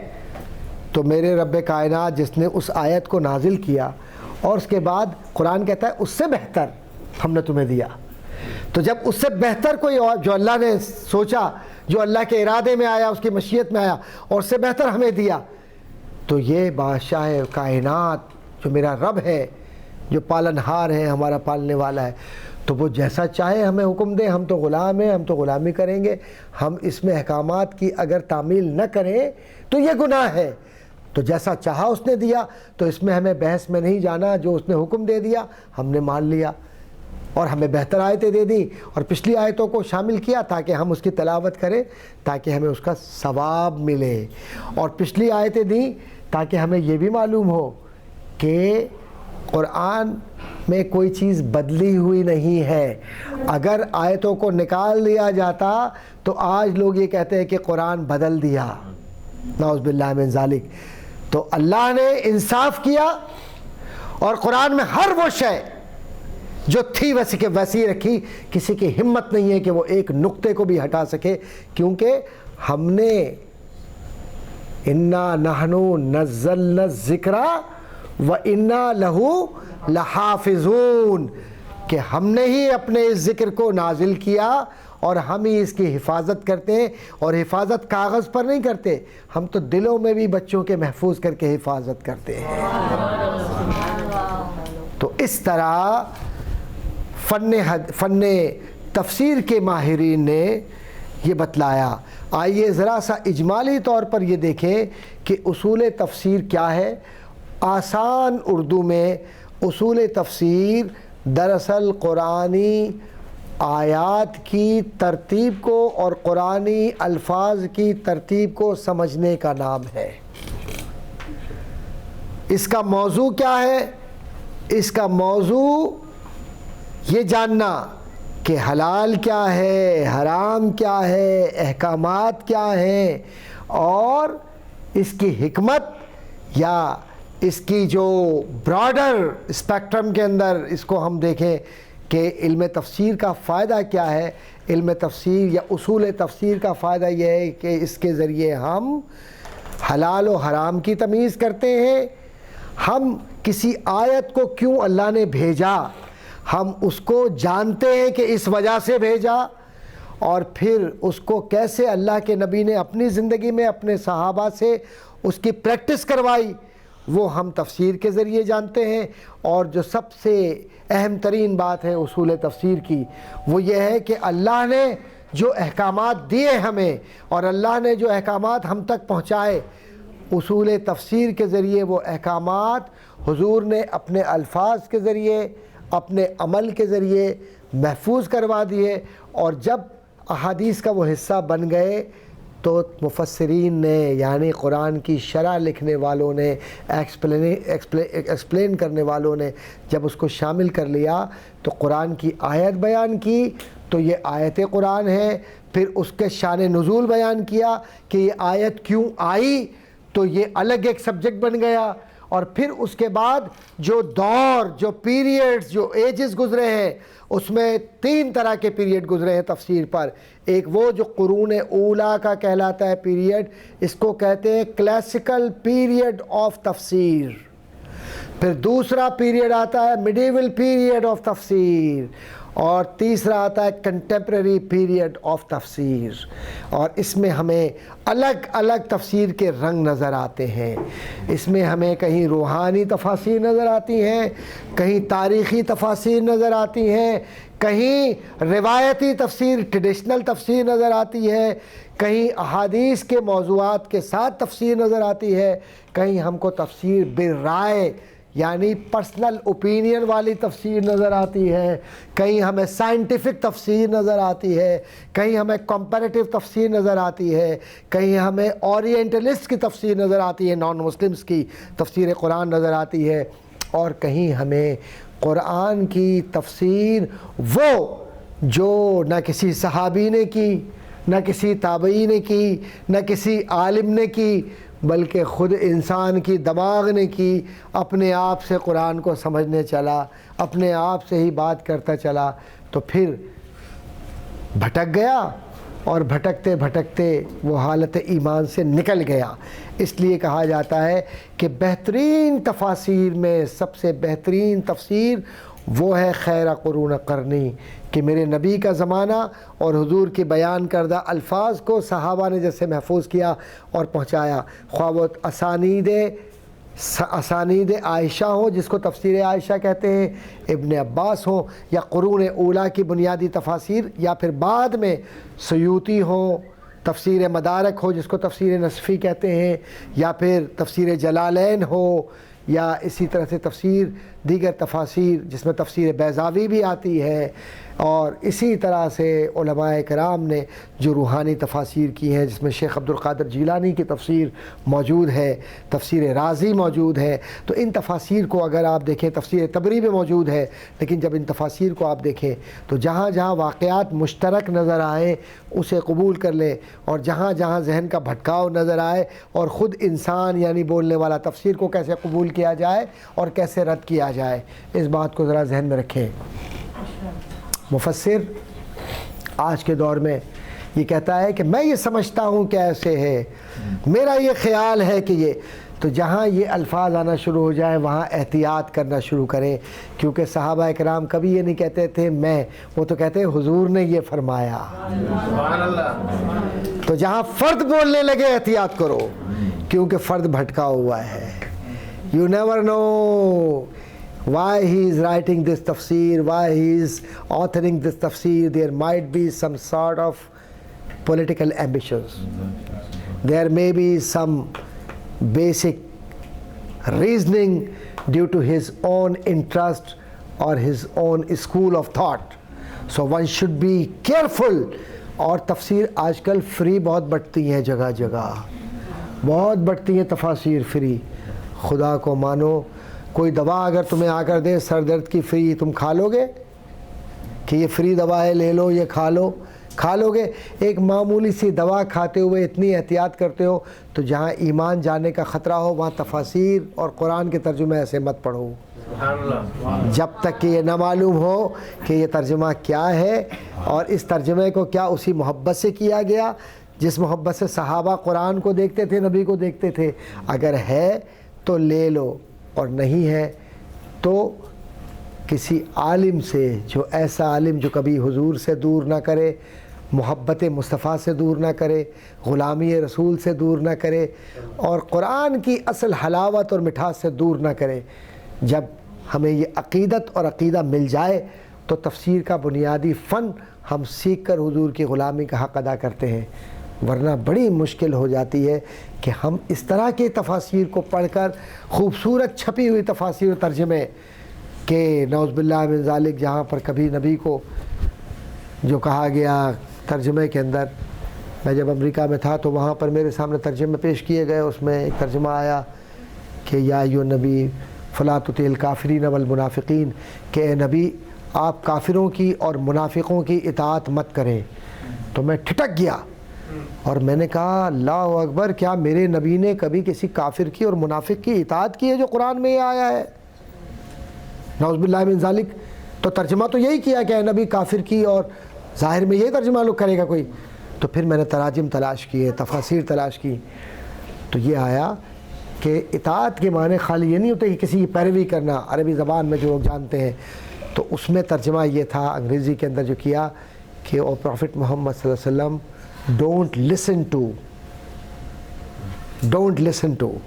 ڈونٹ کیئر اباؤٹ کہ ان لوگوں کی کہ جو کافر ہیں اور منافق ہیں، ان کی پرواہ مت کرو. سننے سے مراد توجہ بھی مت دو ان پر، اگنور دیم. تو کتنا فرق آیا. وہاں ترجمہ ہو رہا ہے کافروں اور منافقوں کی اطاعت مت کرو، اور دوسری طرف جو صحیح ترجمے کیے گئے کہ ان کو سنو ہی نہیں، ان کی پرواہ ہی نہ کرو. تو یہاں پر اطاعت بمعنی سماعت کے ہے. تو اب یہ سمجھنا ہے کہ ہمیں تفسیر قرآن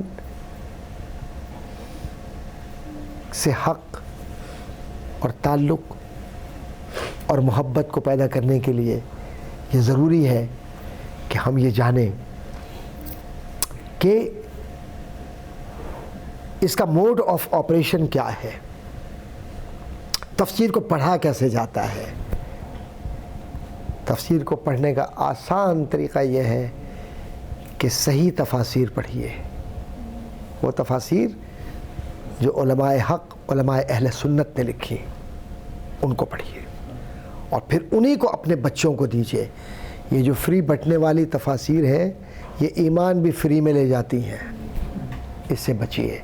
اللہ سے دعا ہے کہ الہ العالمین ہماری آج اس تفسیر کی گفتگو کو اپنی بارگاہ پروقار میں قبول و منظور فرما، اور ہمیں یہ ہدایت دے کہ ہم تیرے کلام کو تیرے ارادے اور مشیت کے مطابق سمجھیں. مالک و مولا ہم کمزور لوگ ہیں، ہمارے پاس علم نہیں ہے، تو قادر مطلق ہے، تو دلوں کو کھولتا ہے.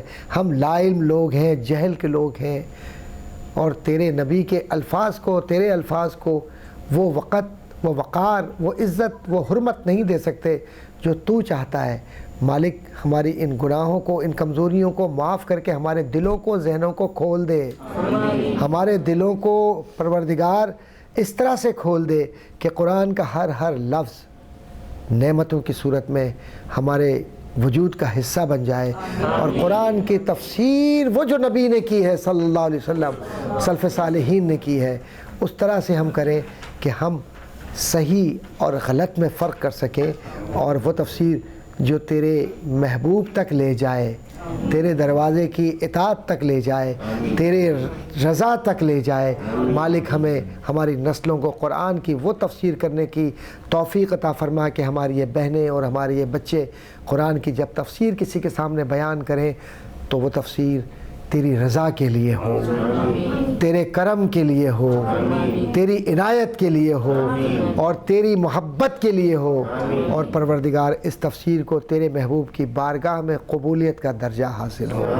الہی ہمارے دلوں کو کھول دے، ہماری زبانوں کی گتھی کو کھول دے، ہمارے ذہن کی لغزش کو کھول دے، ہمارے قدموں کی وہ برائیاں جو کبھی علم غیر نافع کی طرف لے جاتی ہیں، یا اللہ ہمارے قدموں کو علم غیر نافع کی طرف جانے سے روک دے، اور علم نافع کی جانب لے جانے والا ہمیں بنا، اور تیرے محبوب سے محبت کرنے والا بنا، اور قرآن کو نعت کی صورت میں پڑھنے والا بنا. اور تیرے محبوب سے وفا کا تقاضا یہ ہے یا اللہ کہ ہم پڑھے لکھے لوگ نہیں ہیں، لیکن تو کرم کرتا ہے، تو اپنے اس کرم کو ہمارے دلوں میں روحانی تحفے کی صورت میں ڈال دے. الہی سب کے دلوں میں روحانی تحفے کی صورت میں ڈال دے، تاکہ جب قرآن ہم پڑھیں تو ہمارا دل اور ذہن کھلا ہوا ہو، اور قرآن خود ہم سے بات کر رہا ہو. یا اللہ، یا رحمان، یا کریم، یہ میری بہنیں، یہ میری بچیاں، یہ میری بیٹیاں، یہ میری مائیں، اور یہ میرے بھائی، میرے دوست، میرے احباب، یہ سب تیری بارگاہ میں ہاتھ اٹھا کر قرآن کی فراست کا، قرآن کی تفہیم کا سوال کر کے تیری بارگاہ میں عرض کرتے ہیں یا اللہ ہمارے دلوں کو قرآن والا دل بنا دے. یا اللہ ہمارے دلوں کو قرآن والا دل بنا دے، ہمارے دل کو فیضان مصطفیٰ کا گنجینہ بنا دے. آمین. وآخر دعوانا الحمدللہ رب العالمین. ان اللہ و ملائکتہ یصلون علی النبی یا ایھا الذین آمنوا صلوا علیہ وسلموا تسلیما. اللہم صل علی سیدنا مولانا محمد وعلی آل سیدنا مولانا محمد وبارک وسلم صلی علیہ وصلی اللہ علی خیر خلق محمد وآلہ وصحبہ اجمعین برحمتک یا ارحم الراحمین. مصطفیٰ جان رحمت کو سلام، شمع بز میں ہدایت پہ کو سلام، شمع بز میں ہدایت پہ سہانی گھڑی چمکا طیبہ کا چاند، سہانی گھڑی چمکا طیبہ کا چاند، اس دل افروز ساعت پہ لاکھوں سلام، مصطفیٰ جان رحمت پہ لاکھوں سلام، شمع بز میں ہدایت پہ لاکھوں سلام۔ فرق مطلوب و طالب کا دیکھے کوئی، قصہ طور معراج سمجھے کوئی بے ہوش جلووں میں گم ہے، کوئی کس کو دیکھا یہ موسیٰ سے پوچھے کوئی، کس کو دیکھا یہ موسیٰ سے پوچھے کوئی، آنکھ والوں کی ہمت پہ لاکھوں سلام، مصطفیٰ جان رحمت پہ لاکھوں سلام، شمع بز میں ہدایت پہ لاکھوں سلام، سہانی گھڑی چمکا طیبہ کا چاند، جس سہانی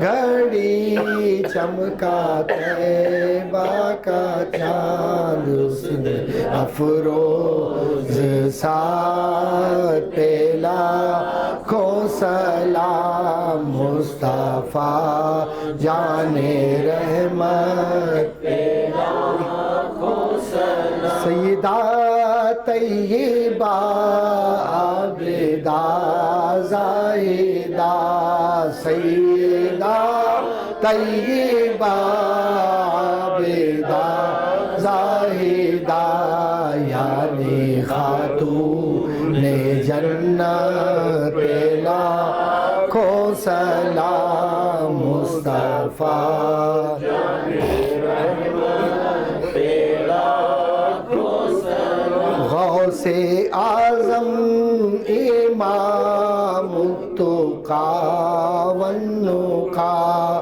غوث اعظم امام التقیٰ والنقیٰ، جلوہ شان قدرت پہ لاکھوں سلام، مصطفیٰ جان رحمت پہ لاکھوں سلام، ڈال دی قلب میں عظمت مصطفیٰ، ڈال دی قلب میں عظمت مصطفیٰ، سیدی اعلیٰ حضرت پہ لاکھوں سلام، مجھ سے خدمت کے قدسی کہے ہر رضا، مجھ سے خدمت کے قدسی کہے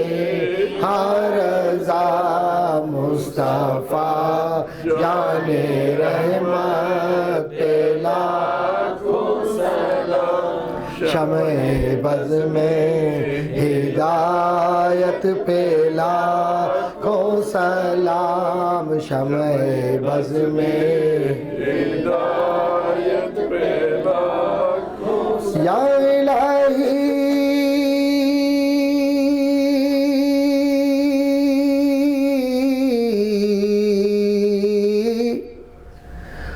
واسطہ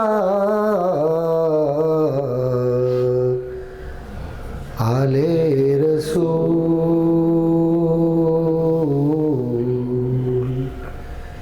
یہ سلام عاجزانہ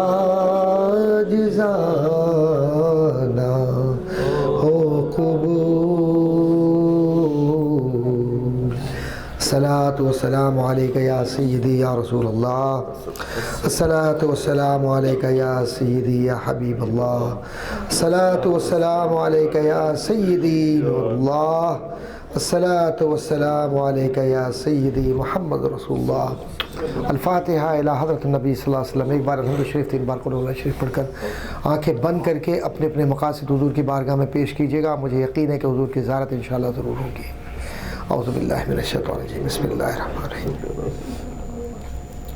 الحمدللہ رب العالمین الرحمن الرحیم مالک یوم الدین، ایاک نعبد و ایاک نستعین، اهدنا الصراط المستقیم صراط الذین انعمت علیہم غیر المغضوب علیہم ولا الضالین۔ بسم اللہ الرحمن الرحیم، بسم اللہ الرحمن الرحیم، قل هو اللہ احد اللہ الصمد لم یلد ولم یولد ولم یکن له کفوا احد۔ بسم اللہ الرحمن الرحیم، قل هو اللہ احد اللہ الصمد لم یلد ولم یولد ولم یکن له قل هو اللہ احد۔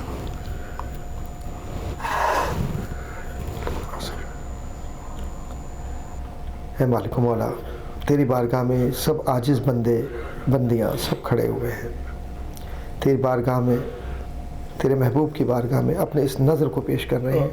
ہمارے پاس کچھ بھی نہیں ہے مالک سوائے التجاؤں کے۔ اپنی بارگاہ میں ہماری اس نظر کو جو قرآن کی صورت میں سلام کی صورت میں پیش کیا ہے، اسے اپنی بارگاہ میں قبول فرما لے مالک، قبول فرما لے مالک۔ اپنے پیارے حبیب کی بارگاہ میں اس کو ہماری جانب سے نظر، اہل بیت اطہار کی بارگاہ میں اس کو ہماری جانب سے نظر، ہمارے تمام بزرگان دین سلسلے کے ان کی جانب نظر کر کے یا اللہ ہمارے جو بزرگ آج دنیا سے چلے گئے ان کی جانب یا اللہ اس کا ثواب صدقہ جاریہ کی صورت میں پہنچا دے مالک۔ اے مالک، تجھ سے کچھ نہیں مانگتے، تجھ سے تیری رضا اور تیری محبت اور تیرے محبوب کی محبت مانگتے ہیں۔ اللہ ہمارے دلوں کو مسخر اپنے محبوب دل کر دے مالک و مولا، ہمارے دلوں میں سے ہر شے کو نکال کر اپنی محبت ڈال دے یا اللہ۔ ہمارے دلوں میں سارے کبر، ساری بڑائی، سارے حسد، سارا کینہ، ساری خرابیاں، ساری رذالتیں نکال کر مالک اپنا نور، اپنے محبوب کی کرم، اپنے محبوب کی محبت ہمارے دلوں میں ڈال دے۔ تاجدار مدینہ، آپ کرم کرنے والے ہیں، آپ نے ہمیشہ کرم کیا مالک۔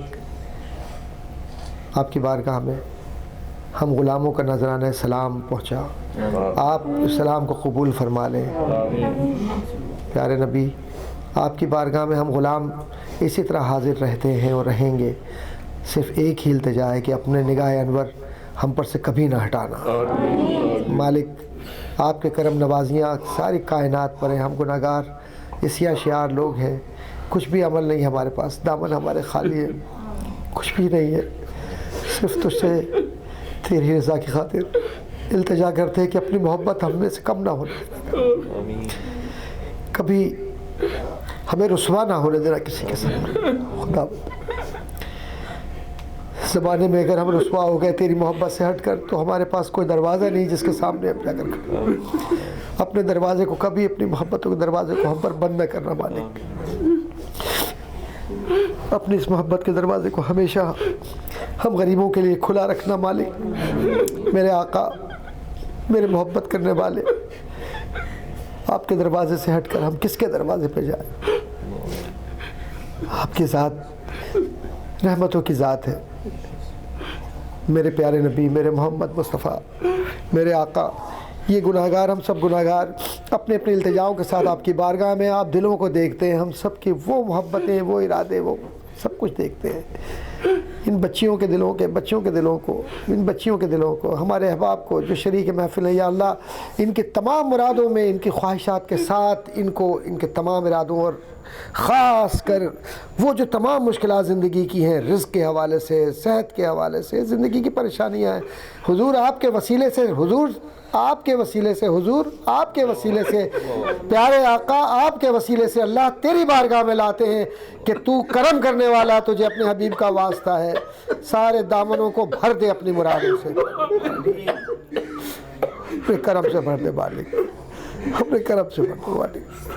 ہمارے پاس تو کچھ بھی تو نہیں مالک، نہ لفظ ہے، نہ بولنے کا سلیقہ ہے، نہ مانگنے کا سلیقہ ہے، تو کرم کرنے والا، اپنا کرم، اپنا کرم، اپنا کرم رکھ مالک۔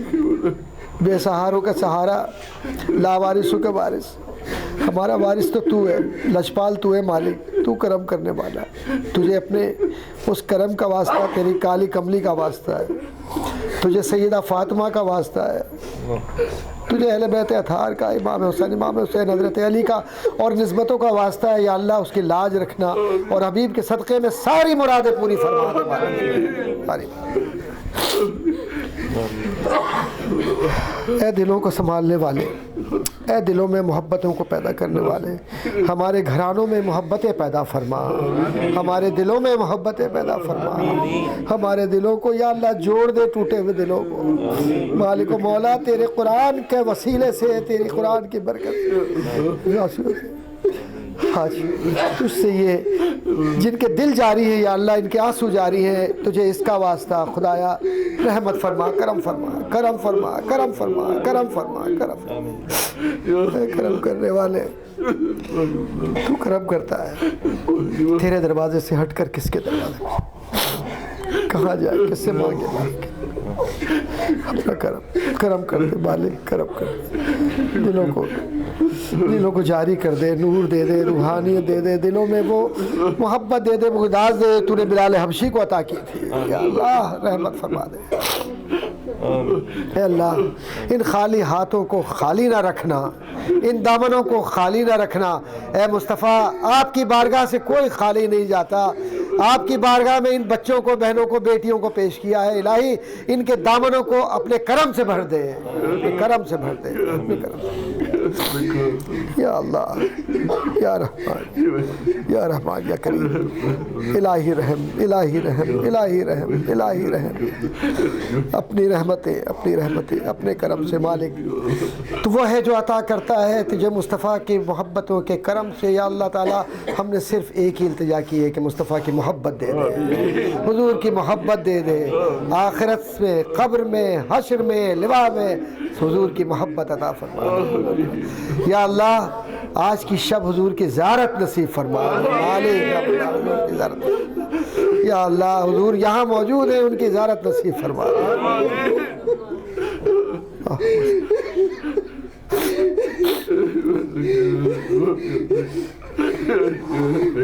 اللہم صلی، اللہم صلی، اللہم صلی، اللہم صلی، اللہم صلی، اللہم صلی، اللہم صلی،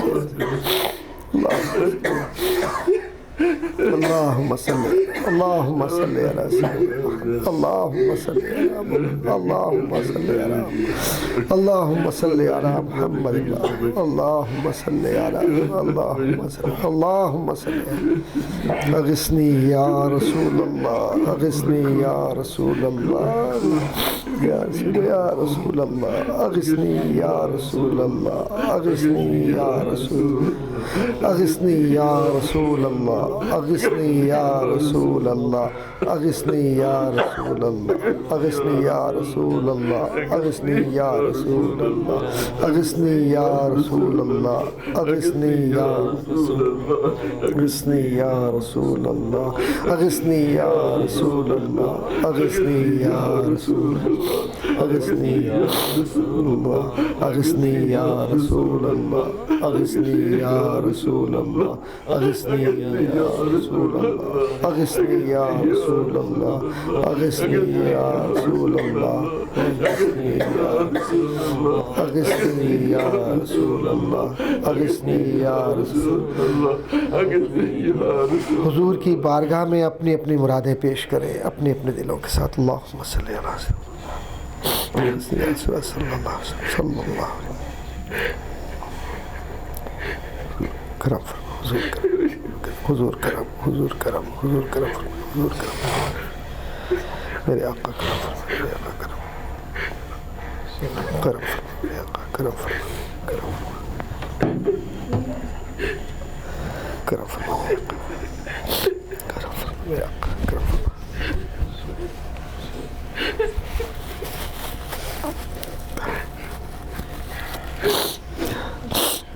کرم فرما، آقا کرم، آقا کرم، اللہ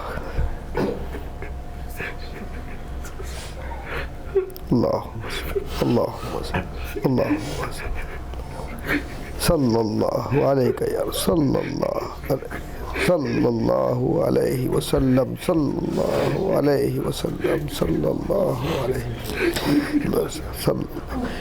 ان اللہ وملائکتہ یصلون علی النبی یا ایہا الذین آمنوا صلوا علیہ وسلموا تسلیما. اللہم صلی علی محمد وعلی آل سیدنا مولانا محمد. جب دم واپسی یا اللہ لپے ہو لا الہ الا اللہ، لا الہ الا اللہ، لا الہ الا اللہ محمد رسول اللہ صلی اللہ علیہ وسلم.